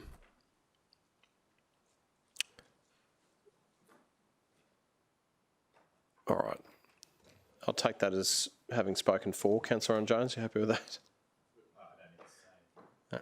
Anyone else want to speak? Anyone else want to speak for or against? We'll take the vote. All in favour? Against? Carried. All right. Councillor Vorster, your items of general business. No, but I am. No, I'm happy to not do any GB, if I could just put a question on notice. So, Mr. Chairman, we had a discussion concerning the impact of schools, right, on local road infrastructure, and having had a chat with city officers earlier, it turns out that council does usually make submissions to ministerial infrastructure designations. In my time, I have not seen a submission like that. Maybe because no school in my catchment has ever proceeded through that process, but they may have, and I may not have seen them. So a question on notice to you, or through you to the acting director, would it be possible to just get a very short note from city officers setting out how we respond, how we monitor community consultation opportunities connected with ministerial infrastructure designations, and whether there's a policy around briefing councillors and seeking their input before a submission is made to the state government? And I suppose the context, for me at least, is around ensuring that the state government provide as much supporting infrastructure around their schools as possible so that ratepayers aren't retrofitting the stuff after the fact. Thanks. Councillor Owen-Jones. Could I just make a comment that the state did do some advertising in Helensvale High when they added the Year 7s, so however long ago that was, Discovery Place. We made a submission, and in a surprise to nobody, they ignored it in its entirety. So if we're going to do a body of work about submissions that may have been provided to the state, it would also, I think, be of interest whether or not anything came out of any of those submissions, you know, because I think it's fine to say they should pay for the infrastructure, and I don't disagree with you, but if we've got a track record of 5 submissions for 0 changes, I think we need to be mindful of how much impact we have on our friends in the state. Thank you, Mr. Chairman. Through you to Councillor Owen-Jones. Yeah, absolutely, and you may recall a general business item that I moved a few rounds ago concerning social housing, and requesting that all of our submissions to the state government on social housing projects, which have progressed in a similar but different way under the Planning Act, all of those submissions are publicly available. Because I would like to be able to point residents to our submission where we've foreshadowed many of the concerns that then play out to say that we were ahead of the curve. This is the proposition that we put to the state government, and the state government did not heed our warnings, and they're solely to blame for the problem. So even if it's 0 from 5, I think we're in a stronger position as a council being able to publicly prove that we were ahead of the problem and had a solution for the state at the time of the mess up. And it might be that exposing that it's 0 from 5 is the best way of putting some political pressure on them to up that figure. Because if they're consistently ignoring the council and we can demonstrate the cost to the ratepayer for them ignoring that, well, closer to an election, maybe someone would like to respond to that with some decent policy. So anyway, if we can get an answer on that, that'd be great. Thanks. Councillor Gates. You want me to make it a GB or whether the officers will just take it on board and do what I'm going to ask. I'm wondering if it's possible where items come forward like 6.6 today, Productive Gold Coast, where council has employed a consultant, that it be noted at the beginning of the report, as is the case for planning applications. And my point is that place design in this item today was just mentioned very, very briefly, and if I wasn't diligent and going through every bar of that item, I may have missed a conflict, a declarable conflict, and I would hate to do that. So it would just be helpful to me, I mean, if ever the occasion arises where I'm not reading every bar of every agenda, that was highlighted, so someone else might alert me if I miss it. Yep. Thank you. All right, any other matters, councillors? All right, meeting closed at 1:11 p.m. or whatever time the computer shows up once the button's pushed.